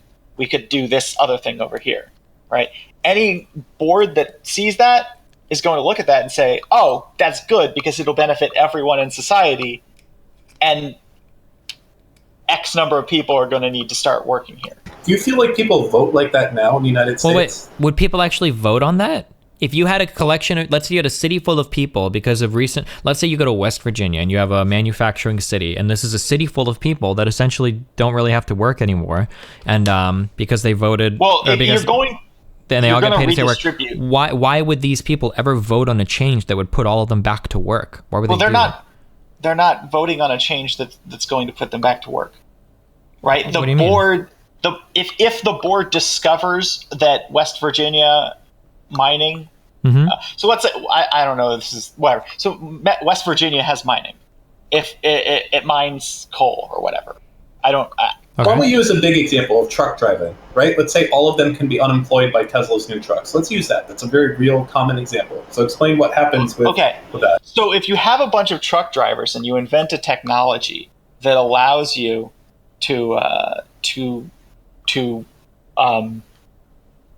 automate replace all of them, yes, all the trucking, so then those people don't have any reason to do any amount of work. You might decide that maybe having manual people ride around in the trucks is still a good idea. It's security to have someone in the truck, and then also if something goes wrong, they can take manual control, but they probably won't need to. So to create the no-show job type of thing, if you know what that is.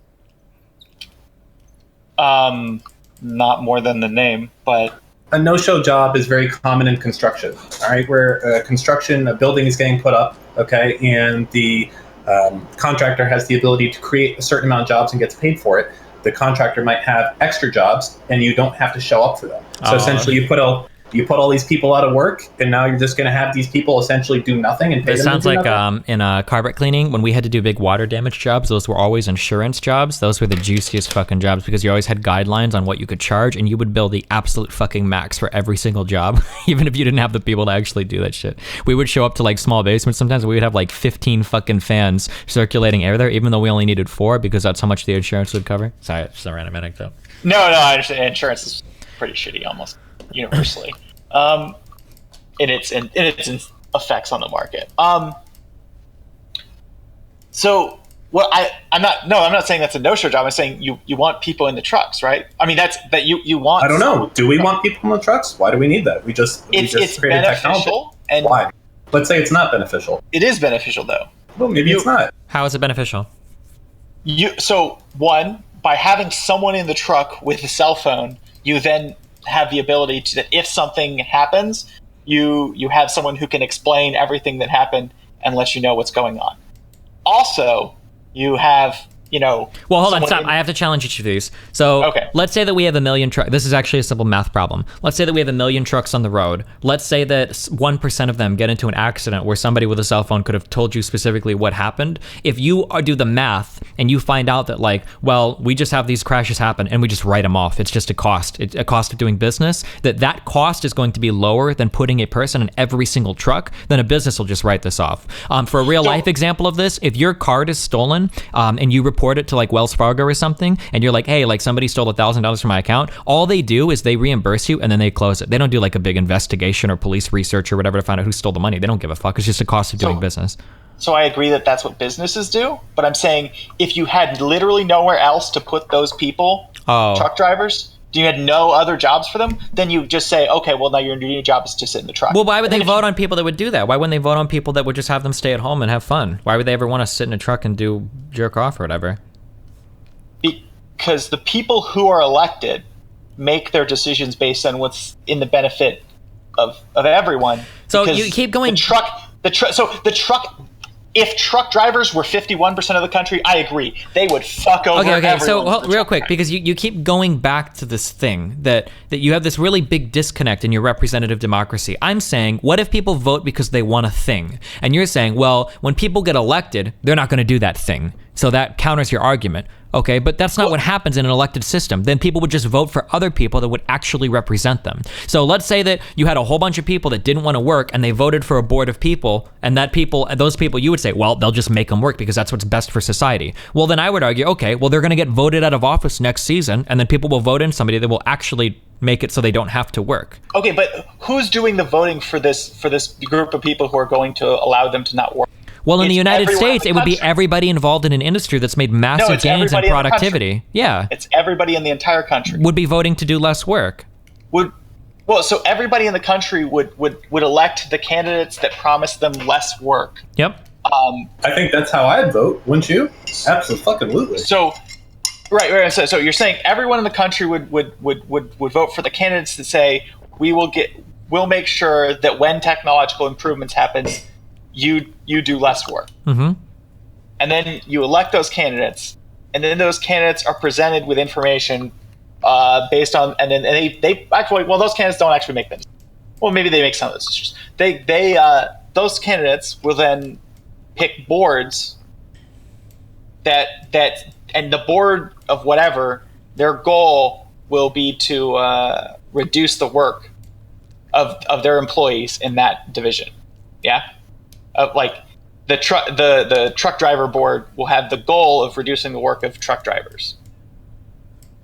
Is that Wait, how does that count? I'm asking, is this your theory of how people are voting? My theory would be that people would vote in ways that represent their interests the most and not having to work. That's what they would vote for. That if you had a whole bunch of people, if you had a manufacturing city and this city made massive gains in productivity due to automation, that these people would continue to vote to not have to work. Well, look, all the same labor is getting done. We have to spend 1/10 the time at the plant due to automation. Why should we have to go and get other jobs now that our plant is doing all the same work it was doing before? You're punishing us with your technological innovation. I'm not going to go ahead and vote to go and do more work when the same work that I was responsible for is being accounted for. That would be the argument these people would make. And they would just vote in people that would make it so they wouldn't have to go do more work.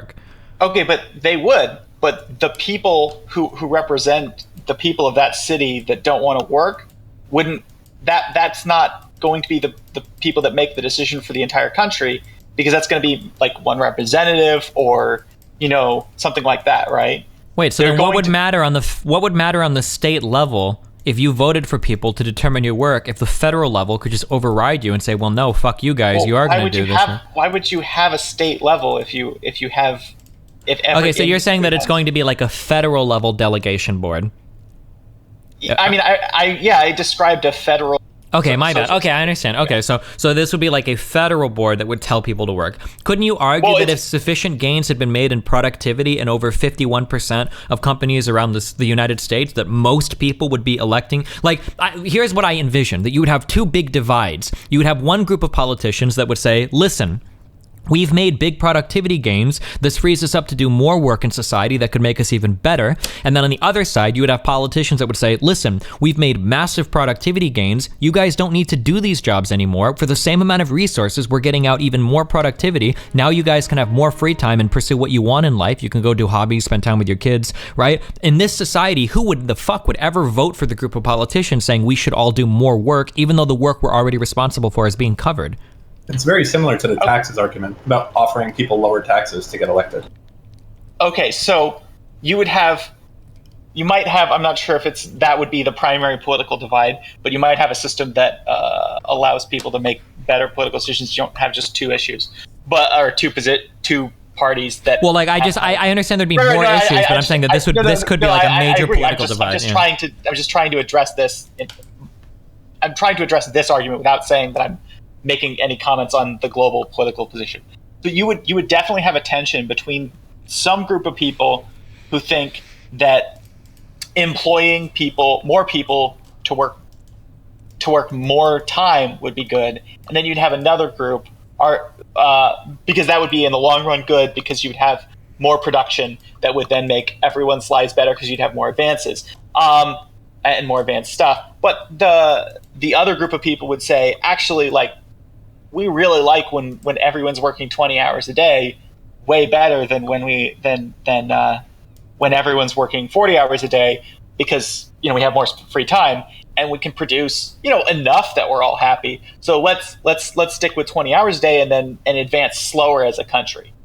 So you would have those two tensions, but you wouldn't have a tension between the people who have no job and the people who work 40 hours, because the people who have no job, right? Like you would have those people. You wouldn't vote for the candidate who promises that there will be zero jobs, because if there's zero jobs, everyone's fucked.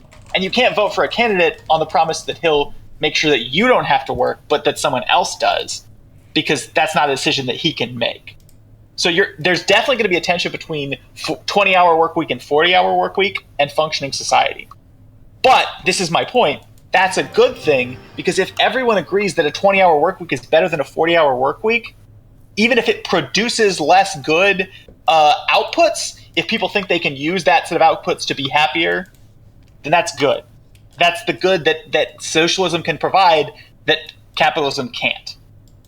Because capitalism has to say, well, actually, we really want you to work 80 hours a week because we're just using you up and then casting you aside. Now, maybe capitalism can, in the sense that we do have a 40-hour work week and then overtime laws. And that's where I said everything that capitalism... I don't even know if I agree with that. It feels like people have made the decision that they want more shit. Like, I think that anybody who's solidly middle class... And I could take some flack for this because I hate the middle class in America, but I think anybody that's making six figures could probably work half the hours and still live a happy life. But people work the hours they do because they want to be able to take the vacations, or to be able to travel, or to be able to do, shit with their kids and whatnot, like to be able to buy a ton of shit or whatever. Like, if you're making like 200 grand a year and you have like a family of four, you could get by on 100 grand a year, move to a cheaper place, work less. Like, but usually people don't seem to make those decisions. Sorry, go on. I work as a lawyer. I have worked at a job that paid me way more than I would have ever needed. Okay. And I worked at that job sometimes 40, mostly like 60-hour weeks. But there wasn't an option to work fewer hours at that job. That wasn't an option that existed, right? There was no way that I could have worked fewer hours while still working that job. I now work at a place that I work at most 40 hours a week. And I make a lot less money, but still more than enough. And that works for me, and I'm happy with that. I would work 20 hours for less money, absolutely. No question. I just can't find a job that would allow me to work 20 hours for less money. That's not a thing that exists. So I don't think the decisions that people make to work 40 hours and then have to work 40 hours a work week and then make as much money as they do. I don't think that's a decision that people are making because they want to work 40 hours a week. I think it's a decision that they're making because that's the job that they were able to get. And if they were capable of getting that same job and working 20 hours and having half the money, I think there's a lot of people who would do that. Now, obviously, if you're making like 30,000, maybe not, because you're making 30,000. But if you're making 100,000, I think you could. Exception might be you, in the sense that you might legitimately just straight up enjoy your job and continue to work there. But I enjoy my job, but I would still work fewer hours if I could. Yeah, I guess that's possible. I would have to look into that. To be totally honest, there's a big difference between working, I think it's, some companies set it at like 27 hours or more, like whatever that dividing line between being a full-time employee. Like, you can't be a manager or a supervisor if you only want to work 20 hours a week. Sure. Yeah, like some people might want to work 20 hours a week and theoretically be able to, but not really be able to because they lose. Yeah, because you would lose the job. Instead of working 40 hours a week at 20 an hour, you'd work 20 hours a week, but you'd only make like 15 or 10 an hour or something. That's possible. Yeah, I don't know. So, I wanted to say this. So, theoretically, capitalism could fix every problem with regulation, but I think that the capitalists would find a way to work around that. However, I don't imagine ever, at any point, just taking a society like the U.S. right now and turning it into socialism, even with like everyone has a constitutional convention and we write it in. I don't think that's going to happen ever. Mm-hmm. I am strongly in favor of incrementalism. You may remember me from the only other time we've really had a serious conversation that I told you that you should vote for Hillary Clinton over any Republican. I am fine with incrementalism. I don't think I would obviously prefer things very far to the left of Hillary Clinton, but so incrementalism, the reason why I don't see us incrementally working our way towards socialism is because I feel like there are insurmountable divides that we have to get so through. There is an insurmountable divide later on, and I'm fine with, and I think that insurmountable divide is a lot less insurmountable divide if you have all the regulations to fix all the current problems with capitalism. If you're What do you looking think those big problems are? Just like ignoring all political problems, because I think those are fundamentally different than. Can I suggest one? Like UBI? So I think UBI is something that is probably going to be necessary within the next, within the near future, within the next 20 to 30 years in the United States. UBI might have to be something that we're considering, seriously. I think that is a massive divide that is going to be, I don't want to say insurmountable, but that's going to require so much to overcome. So I don't. There are alternative solutions besides UBI, and yeah, I think people will go with pumping up tax credits, like the EIC or some shit, are going to get pumped up massively rather than actually going to a UBI system. Well, no, I didn't mean like that. I meant instead of so to fix the same problem, you could have federal jobs programs or something to that effect. I think federal jobs are retarded. I don't think that because it makes jobs is a positive argument for anything, in my opinion. So here's the thing. It's not because it makes jobs. If you're going to give someone UBI anyway, right? If you have anything the government could do that would be of benefit, like fixing roads, you should tell them to do that for their UBI. If you have that work. If you don't have that work, then yes, you basically need UBI. But if there's literally no other work for them to do. But there are lots of things that, it would be nice if the government did, but it doesn't do. But a lot of those jobs are trained. Even fixing roads, you can't get some random Joe off the street and say, "Hey, you want UBI? Go fix a road." You can get that random Joe off the street and then order him in order to collect his UBI, go to training to learn how to fix the roads. So does everyone get the UBI, or only those in a certain income bracket? Well, so this is what I'm saying is the solution that UBI has to fix is the lack of jobs, right? That there are people, there's not a reason for enough people to be employed. If there's anything that you wish the government was doing, then it makes sense to implement a federal jobs program and employ some people to do that. And then under a capitalist system, if there's something that we want the government to do, we would hope that there would be an economic incentive for a private business to step in and do it, right? You might hope that, but it's not always the case. Like what? Like roads. Well, that's because you can't, because of regulate. Well, first of all, what you just said isn't true, because there are private toll roads that exist in the United States. You don't want private roads. You don't want in general, I agree, but I'm just saying that, this represents kind of what we talked about earlier, where I believe this is a form of kind of naturalistic monopoly, right? We can't have 15 interstates going from east to west. We can't have an I-80 Cox, an I-80 Netflix, an I-80 Amazon, different interstates. We couldn't build all these roads. It's not possible, right? It would be a disaster. Right, I'm just saying, if you want people to build roads, there's not really incentive for capitalists to do that. Or at least not without producing something worse for society in the form of, shitty tollways or something. So you're going to say, actually, instead of that, let's have the state build it, and then we would like the state to build it. So I'm saying, if there's anything that you would want the state to do, you should, not necessarily should, you could, instead of implementing UBI, implement a job program, assign some people to do those things, and then assign other people to do what amount to, complete bullshit jobs. Yeah, I guess I just don't understand what jobs are being created. Your job is to write a novel. What? Oh, good luck. Well, fuck that. What the fuck? That sounds weird as fuck. I'm just saying that's an option that exists if you want things done. I think you're dramatically overestimating the amount of jobs that are available for people who do nothing right now. What? I mean, I don't think there's enough jobs. Most people are going to be doing nothing. There's not enough work to do this type of stuff. I did just say, so then you're going to assign everyone a fake made up job. Wait, hold on. Can I bring option select in here? He hates UBI. I'm curious why. I'm sure. Go ahead.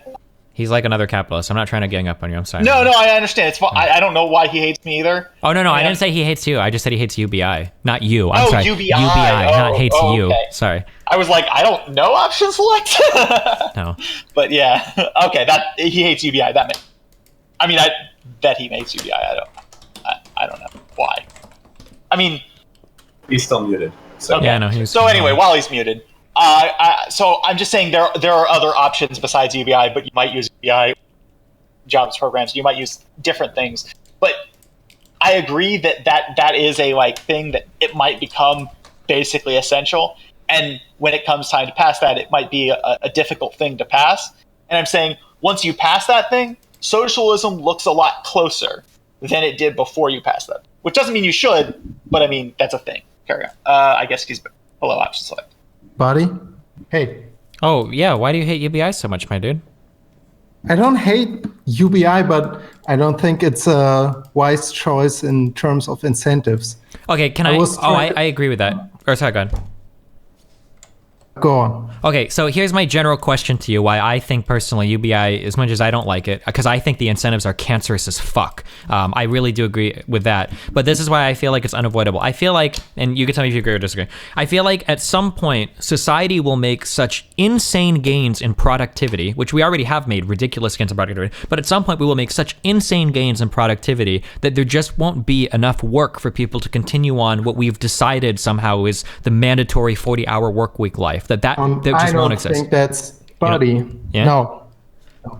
You don't think that? You don't think we'll ever reach that point? As far as solutions, I would say go way before that solution of UBI. You could just cut the work week to 20 hours. Okay, well, but that would never happen under our current society. Why would you? Okay, so options like let me pose this. horrible. Let me pose this as a thing. Okay. Why would you cut work if people want to work? Okay, in 15, Dude, let's say in 15 to 20 years, the entire trucking industry is shut down and replaced with robots. You think there's going to be enough jobs that will open up for all of those employees? No. Here's the fundamental problem. I thought about this a couple of times. Mm-hmm. So the question is there still something for people to do that automated kind of processes aren't already doing then at that point, right? The answer is by definition, no. No, but it's not clear. I mean, It absolutely is. Think about the work you're doing right now, right? Okay. Entertaining people. Oh, you're saying outside of that industry. Yeah, of course, okay, dude. sorry. Okay, go I ahead. mean, My bad. I talk to a lot of fucking idiots. I'm sorry, my dude. I have to make assumptions. Sorry, go ahead. No, I'm just fucking with you. Okay, I'm sorry. Go ahead. buddy. So the thing is about capitalism, the nice thing about capitalism is that people are always coming up with new ideas that are supporting new kinds of work that people find valuable, right?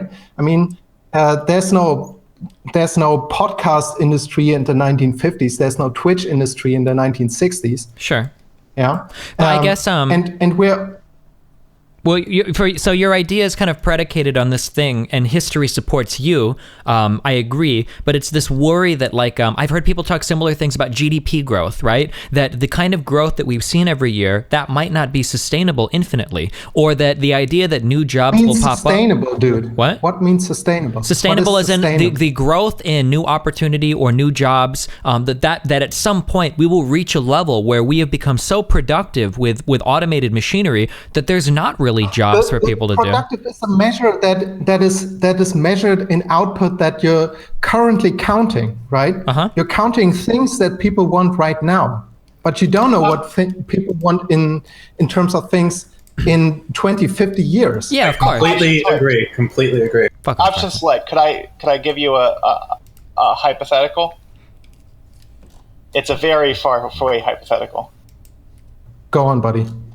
So let's say, for the sake of argument, that we develop fusion power, and there's like a fusion power plant that, or 3 or 8, that produce all the power for the entire world, and employ 12 guys. And then we also have really advanced machines that basically automation. We have machines that build machines that produce products, and we have such good automation that, like, ultimately, like, we could probably there's no point in hiring a person because we already have the machines set up with the supervision set up to build almost any consumer product that we want. And let's say everyone is working in some kind of security or entertainment type of industry, right? Like there are people who guard things, and there are people who do entertainment. Why would people need to guard things? I mean, no, there are interpersonal services that are always going to be demanded. There's probably going to be a police department, right? Yes. Why? If I can build an AI that guards things that are my private property, why do I need a police? So force? Okay. So maybe there are RoboCops, so you don't actually have any cop jobs. That's fine. Well, wait, but you're actually helping Kalik's argument here that some services even could be rendered I was just trying to say that that the job list is this list, which I haven't actually gotten through. But the point was, let's say it's not security. Okay, we got RoboCops. Problem solved. No need for security jobs. So everyone that is working is producing entertainment of some kind or another for other people. Right, that's all jobs. Maybe there's also legal jobs. I guess I like to think there will be. I could be wrong. There will be a lot fewer, but it doesn't matter. It's irrelevant to your argument. Keep going. Okay. So that's the subset. That's the subset of jobs that exist. That's all entertainment. That's what people do. Because when it comes to producing things, nobody works producing things. Everyone works entertaining other people. Why is it important that people who don't do a good job entertaining starve? Starve? You cut out? Starve to death. Why is it important that people who do a bad job entertaining? You're cut out again. Yeah. Why is it important that people who do a bad job entertaining other people starve to death? This is a pretty loaded. Who's saying that? Well, you're insisting that this should be a job and that UBI would be bad in this society, right? UBI would be bad because... I'm sorry, can I rephrase this question in a non-artistic way? Go ahead. I think what he's trying to say is that Kalik is saying that in a future society, the selection of jobs available will be much narrower than the selection of jobs available now, and he's saying that not everybody might be good at those particular jobs, so you would have a society where there'd be a lot of people pretty much destined to fail, is what he's saying. This is also something I thought about, and it's not a completely stupid argument. I'll be right back. 1 sec. Go ahead. So, you would need to think about kind of the distribution of skills, but the distribution of skills in terms of what is demanded in the future. So you can't really know about you're kind of unsure about what's important in the future in terms of skills. It's not going to be necessarily cognitive skills or whatever. You're not really sure that the skills demanded are distributed in a very scarce way. I mean, you would have to make an argument. The jobs that are going to be existing in the future, are they going to be unreachable for a large population of humanity? And are we going to have to kind of... I would actually say anyone, literally any person. I mean, maybe you're fine with one person starving to death or whatever, but I'm saying like... Isn't that what welfare is for? Well, so if your welfare is sufficient for someone who can't be employed to live their entire life, then how is that different from UBI? I mean, we have welfare now. I mean, I thought UBI, everyone gets UBI. We don't have welfare now. We have a version of a whole different set of competing programs that don't actually give people a livable life, which is why they are then incentivized to seek other work. Well, but I think the concept of welfare is noble. Isn't it supposed to be you get paid as long as you're looking for a new job, and don't they offer job training as well? I mean, obviously it's not good, but improve on it. I mean, that's definitely not how it works, because you don't get paid as long as you're looking for a new job, because after a certain amount of time they stop paying you. But my point is, if you have someone who never works or never successfully makes money in this post scarcity world, why is it important that they not have a basic level of society, regardless of the fact that they're bad at shit? And if they do have a basic level of society, regardless of their bad shit, isn't that basically just the same as UBI? it's not the same as UBI because you have a different set of incentives that's incorporated into the system of government. I mean, this is the kind of thing that socialists are always missing. This has nothing to do with incentivize. No. Stop, dude. Stop. You have to kind of include the following computation into what you're thinking about here. You have one set of competing values that is focused on equity, and one thing that is focused on efficiency. Yeah, you're trading off equity and efficiency. That's in public economics. Okay, and you want people that have high skills that people want to participate in the economy. Yeah, and to supply labor that other people want. Yeah, because if you have more productivity that are generating work that other people demand, you have more welfare in the economy. Other people that are not as skilled, you provide welfare. Yeah, and this is what you do in calculating optimal tax rate. Okay. And calculating what the optimal welfare system should look like. So my question is, if the two choices people have are to stream or write a book or do some form of entertainment, and then get paid based on the results, and then if they fail to reach 45, I'm just making this up and it doesn't make any sense, but you understand, $45,000 a year, then they get paid money until they have $45,000 a year. And then the other alternative is they just get paid $45,000 a year and then can work for more money. Is the incentive really that different in a post-scarcity economy? If everyone got paid a certain amount, are you saying everyone gets paid or just certain people? UBI would be everyone gets paid. Welfare would be if you didn't succeed. So hypothetically, what do you think that UBI number would be? I'm not asking exact, but around what do you think it would be? I think you have a pretty good idea of what you think. I don't have a pretty good idea what I think. I mean, we talking 10 grand a year or 50 grand a year or 100 grand a year? Money is an arbitrary number, but I don't know what the standard of living is like where you are. I can't tell you what would buy a standard of living. So it would be different in, for instance, Florida versus I don't know California. if you would have differences in standard of living in a post-scarcity economy or different prices in a post-scarcity economy. You would probably not have different standard of living costs in different areas in a post-scarcity economy. So if it was you lived in a one-bedroom apartment that you could afford, and you could eat whatever the fuck you wanted, I mean, within reason, you could shop at the grocery store all the time, and you had access to all the fusion-powered Uber car rides that would take you, within your neighborhood, and then if you wanted to go outside of that, you could do it like twice a year. And what am I missing? I did food and shelter, and you had internet access, and you had whatever else you would need to have. If you had that, the basic standard of living that people would be like, I am okay with this, and I can live with this, and I'm not missing anything important. If you had that standard of living on UBI versus on welfare that's paid to that same amount, if you fail to make more than that, the incentives aren't that different. In fact, the only incentive that changes is that if you think you can't make more than welfare, you just don't work at all.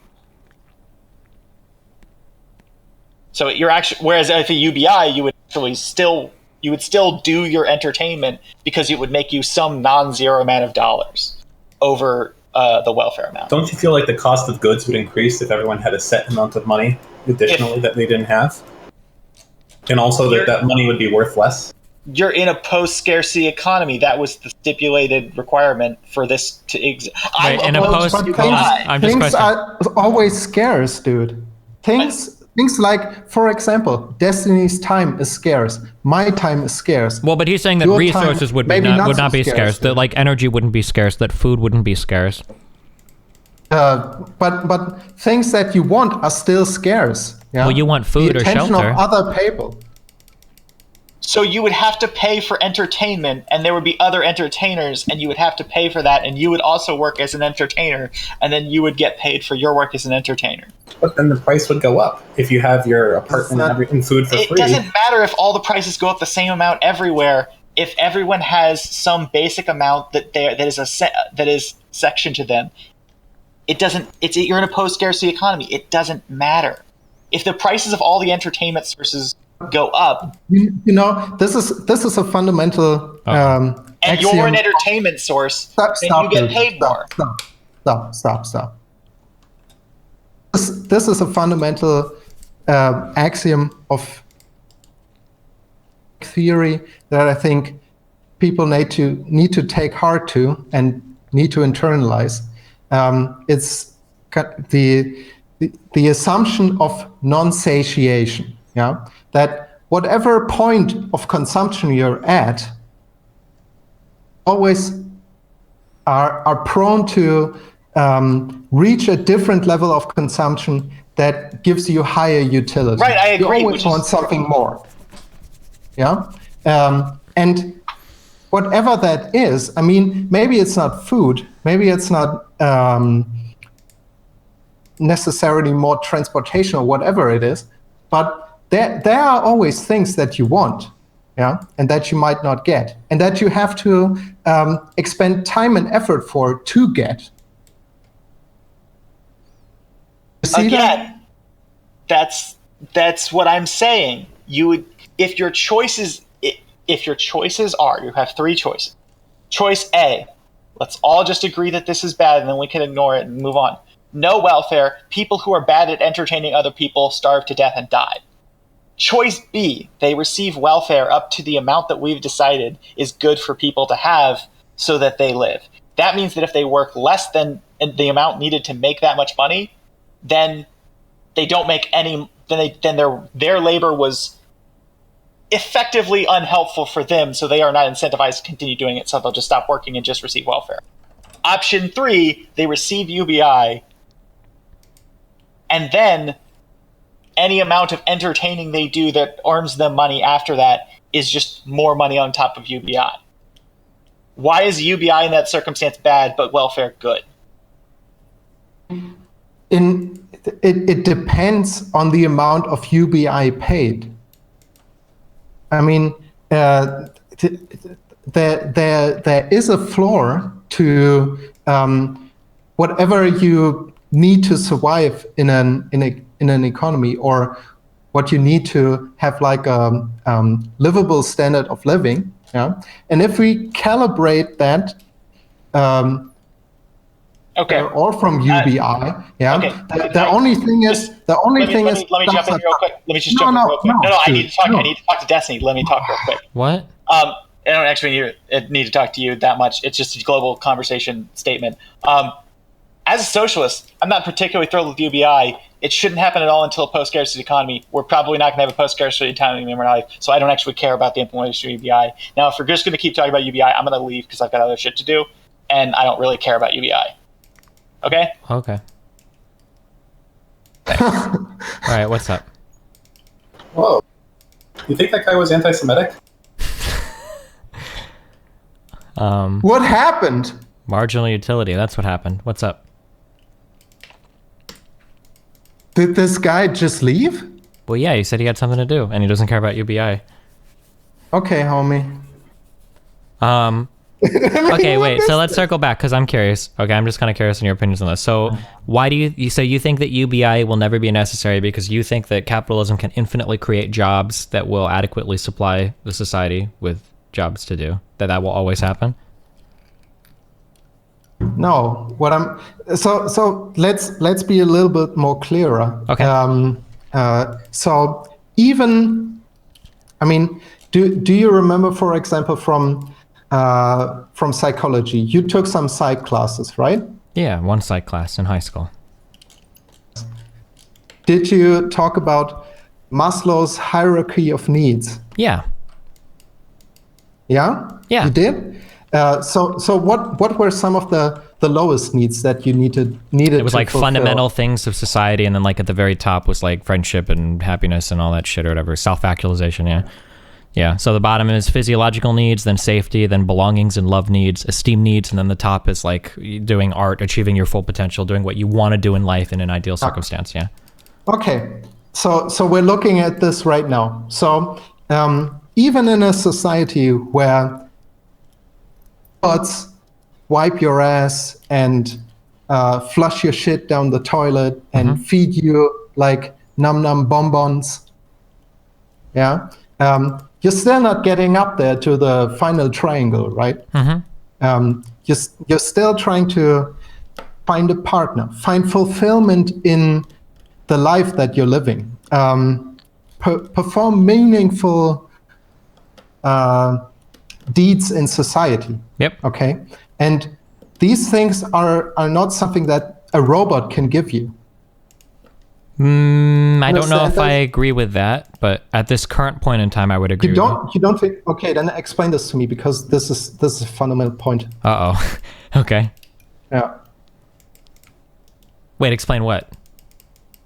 Explain to me how can a robot fulfill my fundamental needs to fulfill my potential of being me, yeah, to reach my full potential. Well, I guess it depends on what your full potential is or wants to be, I guess.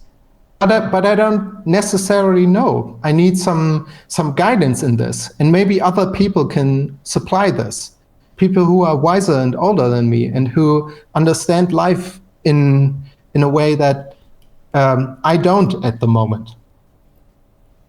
I mean, well, then you're kind of begging the question. I mean, if your way to be self-actualized is through interaction with people, then you need to interact with people to be self-actualized. Yeah, but maybe this is the case. I mean, maybe it's not necessarily so. Maybe there is someone who can program a robot that can emulate a area of self-fulfillment for people. I'm not really sure, but it seems like certain fundamental functions that are, even in the foreseeable future, like in 50 to 100 years, are going to still be fulfilled by other humans.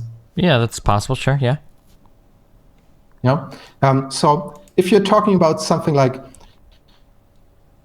I can't hardly forecast something that's going to happen in 50 years, but if we're talking about like 1,000 to 2,000 years in the future, maybe there's going to be kind of a matrix scenario where simulation is streamed into your head, and that's all that you're gonna need. But in the foreseeable future, I see that, I mean, jobs are gonna be concentrated on services that are going to fulfill the needs that are on the highest part of the Maslow pyramid, if you will. Okay. Don't you agree? Tell me why not. Wait. I don't. Wait. Agree with what? Or I don't. I don't think you've said anything that I disagree with yet. So then we're fine. I mean, it's not going. Wait. How does this relate though to having jobs for everybody? I'm sorry, I don't see the connection there.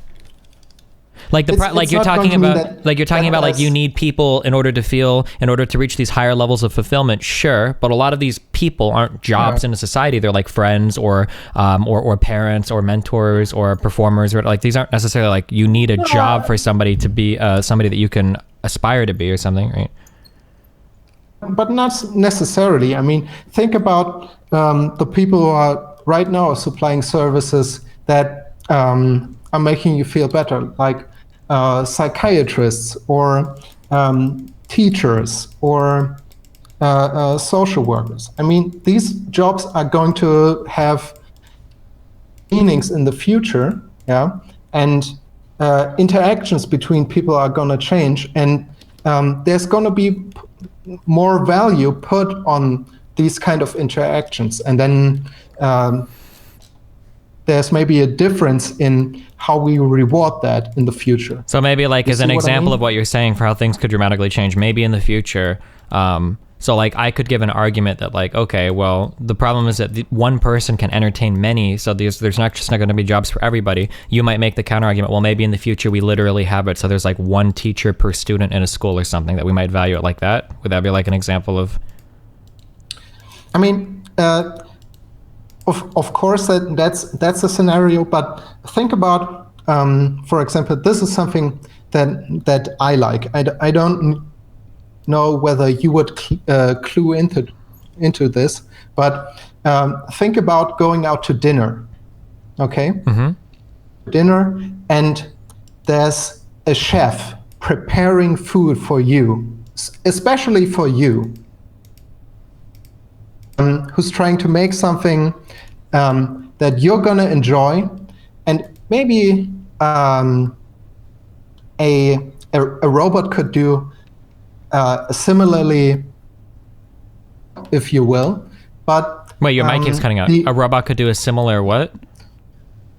A robot could do a similarly good job of preparing a meal for you. Okay, but responsiveness of the person, and the interaction with him, and that he's thinking about you preparing the meal, is a value in itself for you that you're willing to pay for. Oh, sure. This is something I always think about when I think about how are these things going to be valuable, how are human interactions in the future going to be valuable, right? And then there's also some other fundamental needs that are always kind of biology, if you will, that are still going to be fulfilled by other humans, right? Yeah, that's like possible. Companionship, sure. This community, this belonging. is like, the problem is that this is just a really big unfalsifiable assumption, right? This may be true, it may not be true. And so is the, I mean, we're speculating about things that are going to be in the future, like in more than 200 years. Don't you think? Well, no. So like the reason why I think this is an important conversation is because I looked at something like the automation of vehicles is something that it's starting to seem like this will be a reality within the next 30 years, and that is going to cause an unprecedented wave of unemployment. And the future that you're talking about, where there's all this utility and personal services, might exist at some point in the far future, but I don't see in society today every single truck driver becoming some tool of personal fulfillment that everybody's willing to instantly pay money for. No. And we talked about this before. I mean, these adjustment processes to in technology right now, in terms of eliminating jobs, those are going to be painful. But I mean, there's going to be adjustments to people that are going to be required to be on the planet, you know? Sure. But there's still going to be people around who want to keep each other around. Yeah. Along with machines. Okay. I mean, not everybody. I mean, if you think about it,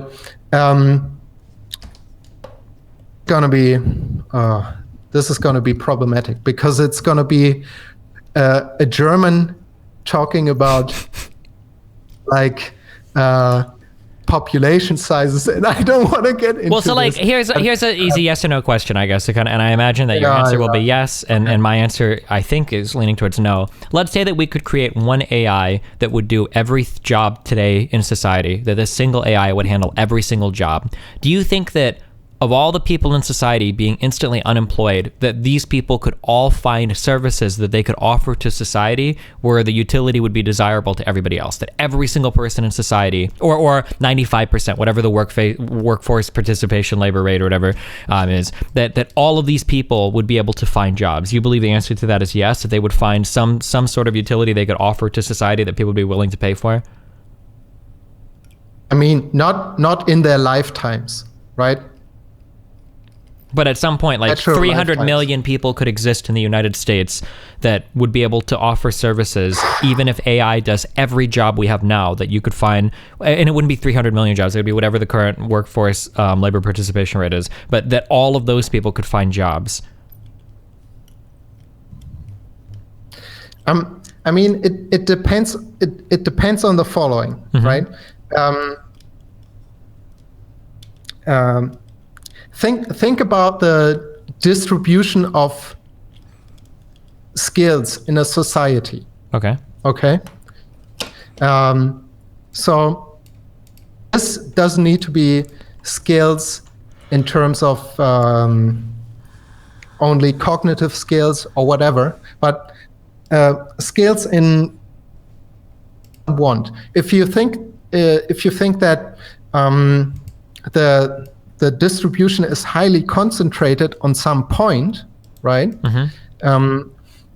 And get some value out of their differences in skills. If it's highly concentrated on a certain point and people only want that one skill that is at the end of the distribution and all other skills are valueless, then of course that's not going to be the case.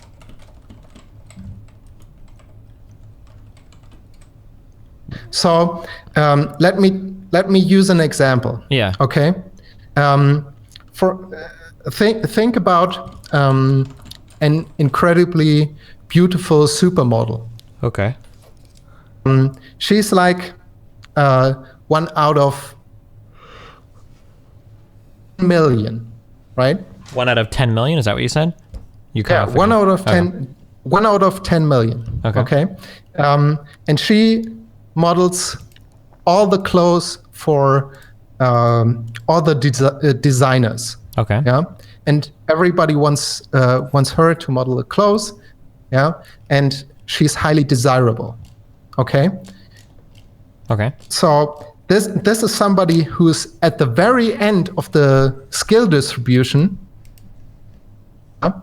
and only she is really desirable because she can fill all the jobs that are kind of on the market. Okay. Okay.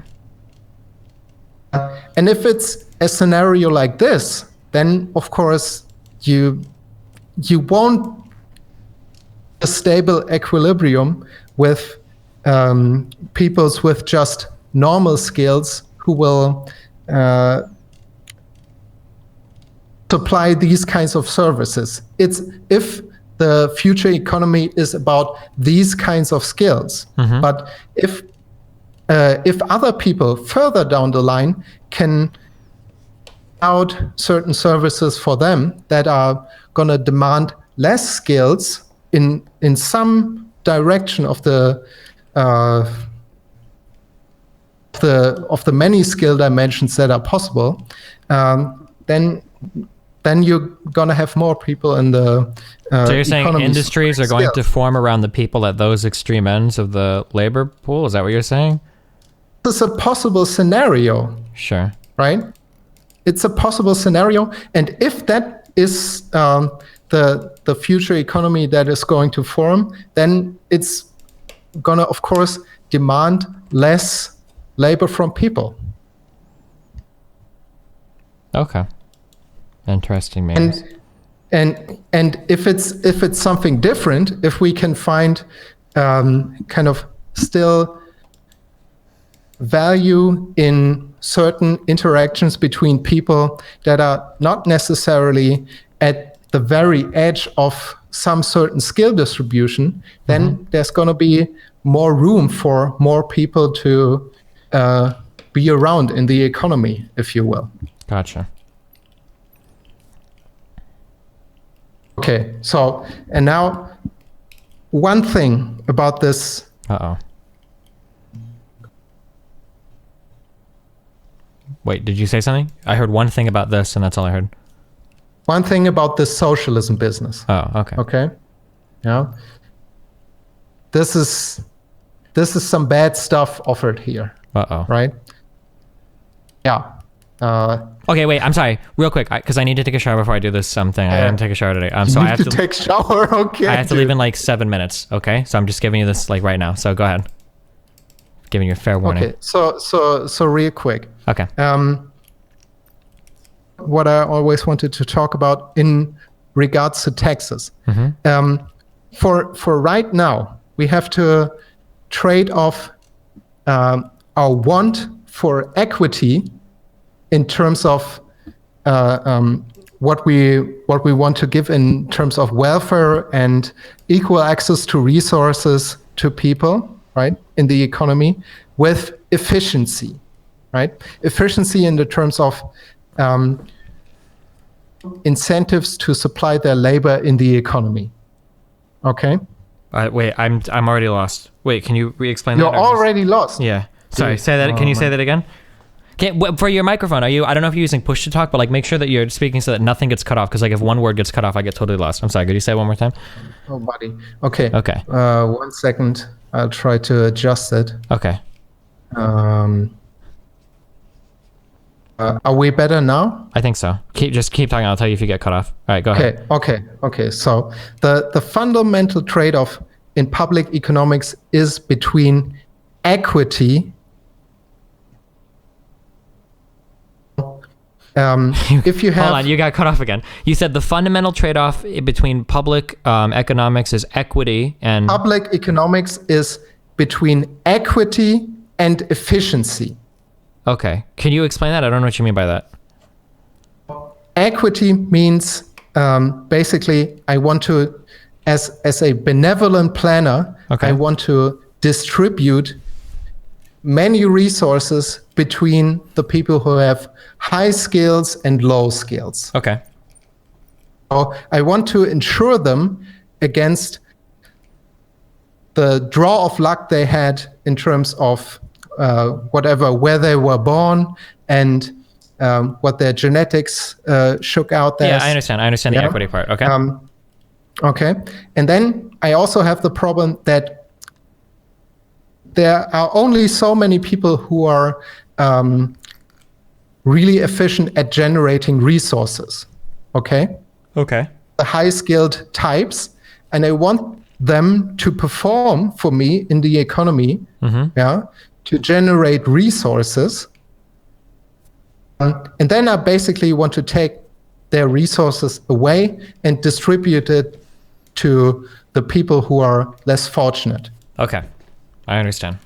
And so there is a sweet spot in terms of taxation between incentivizing people to perform formidable deeds in terms of Yep, and then optimizing tax rates. This is the Laffer curve, right?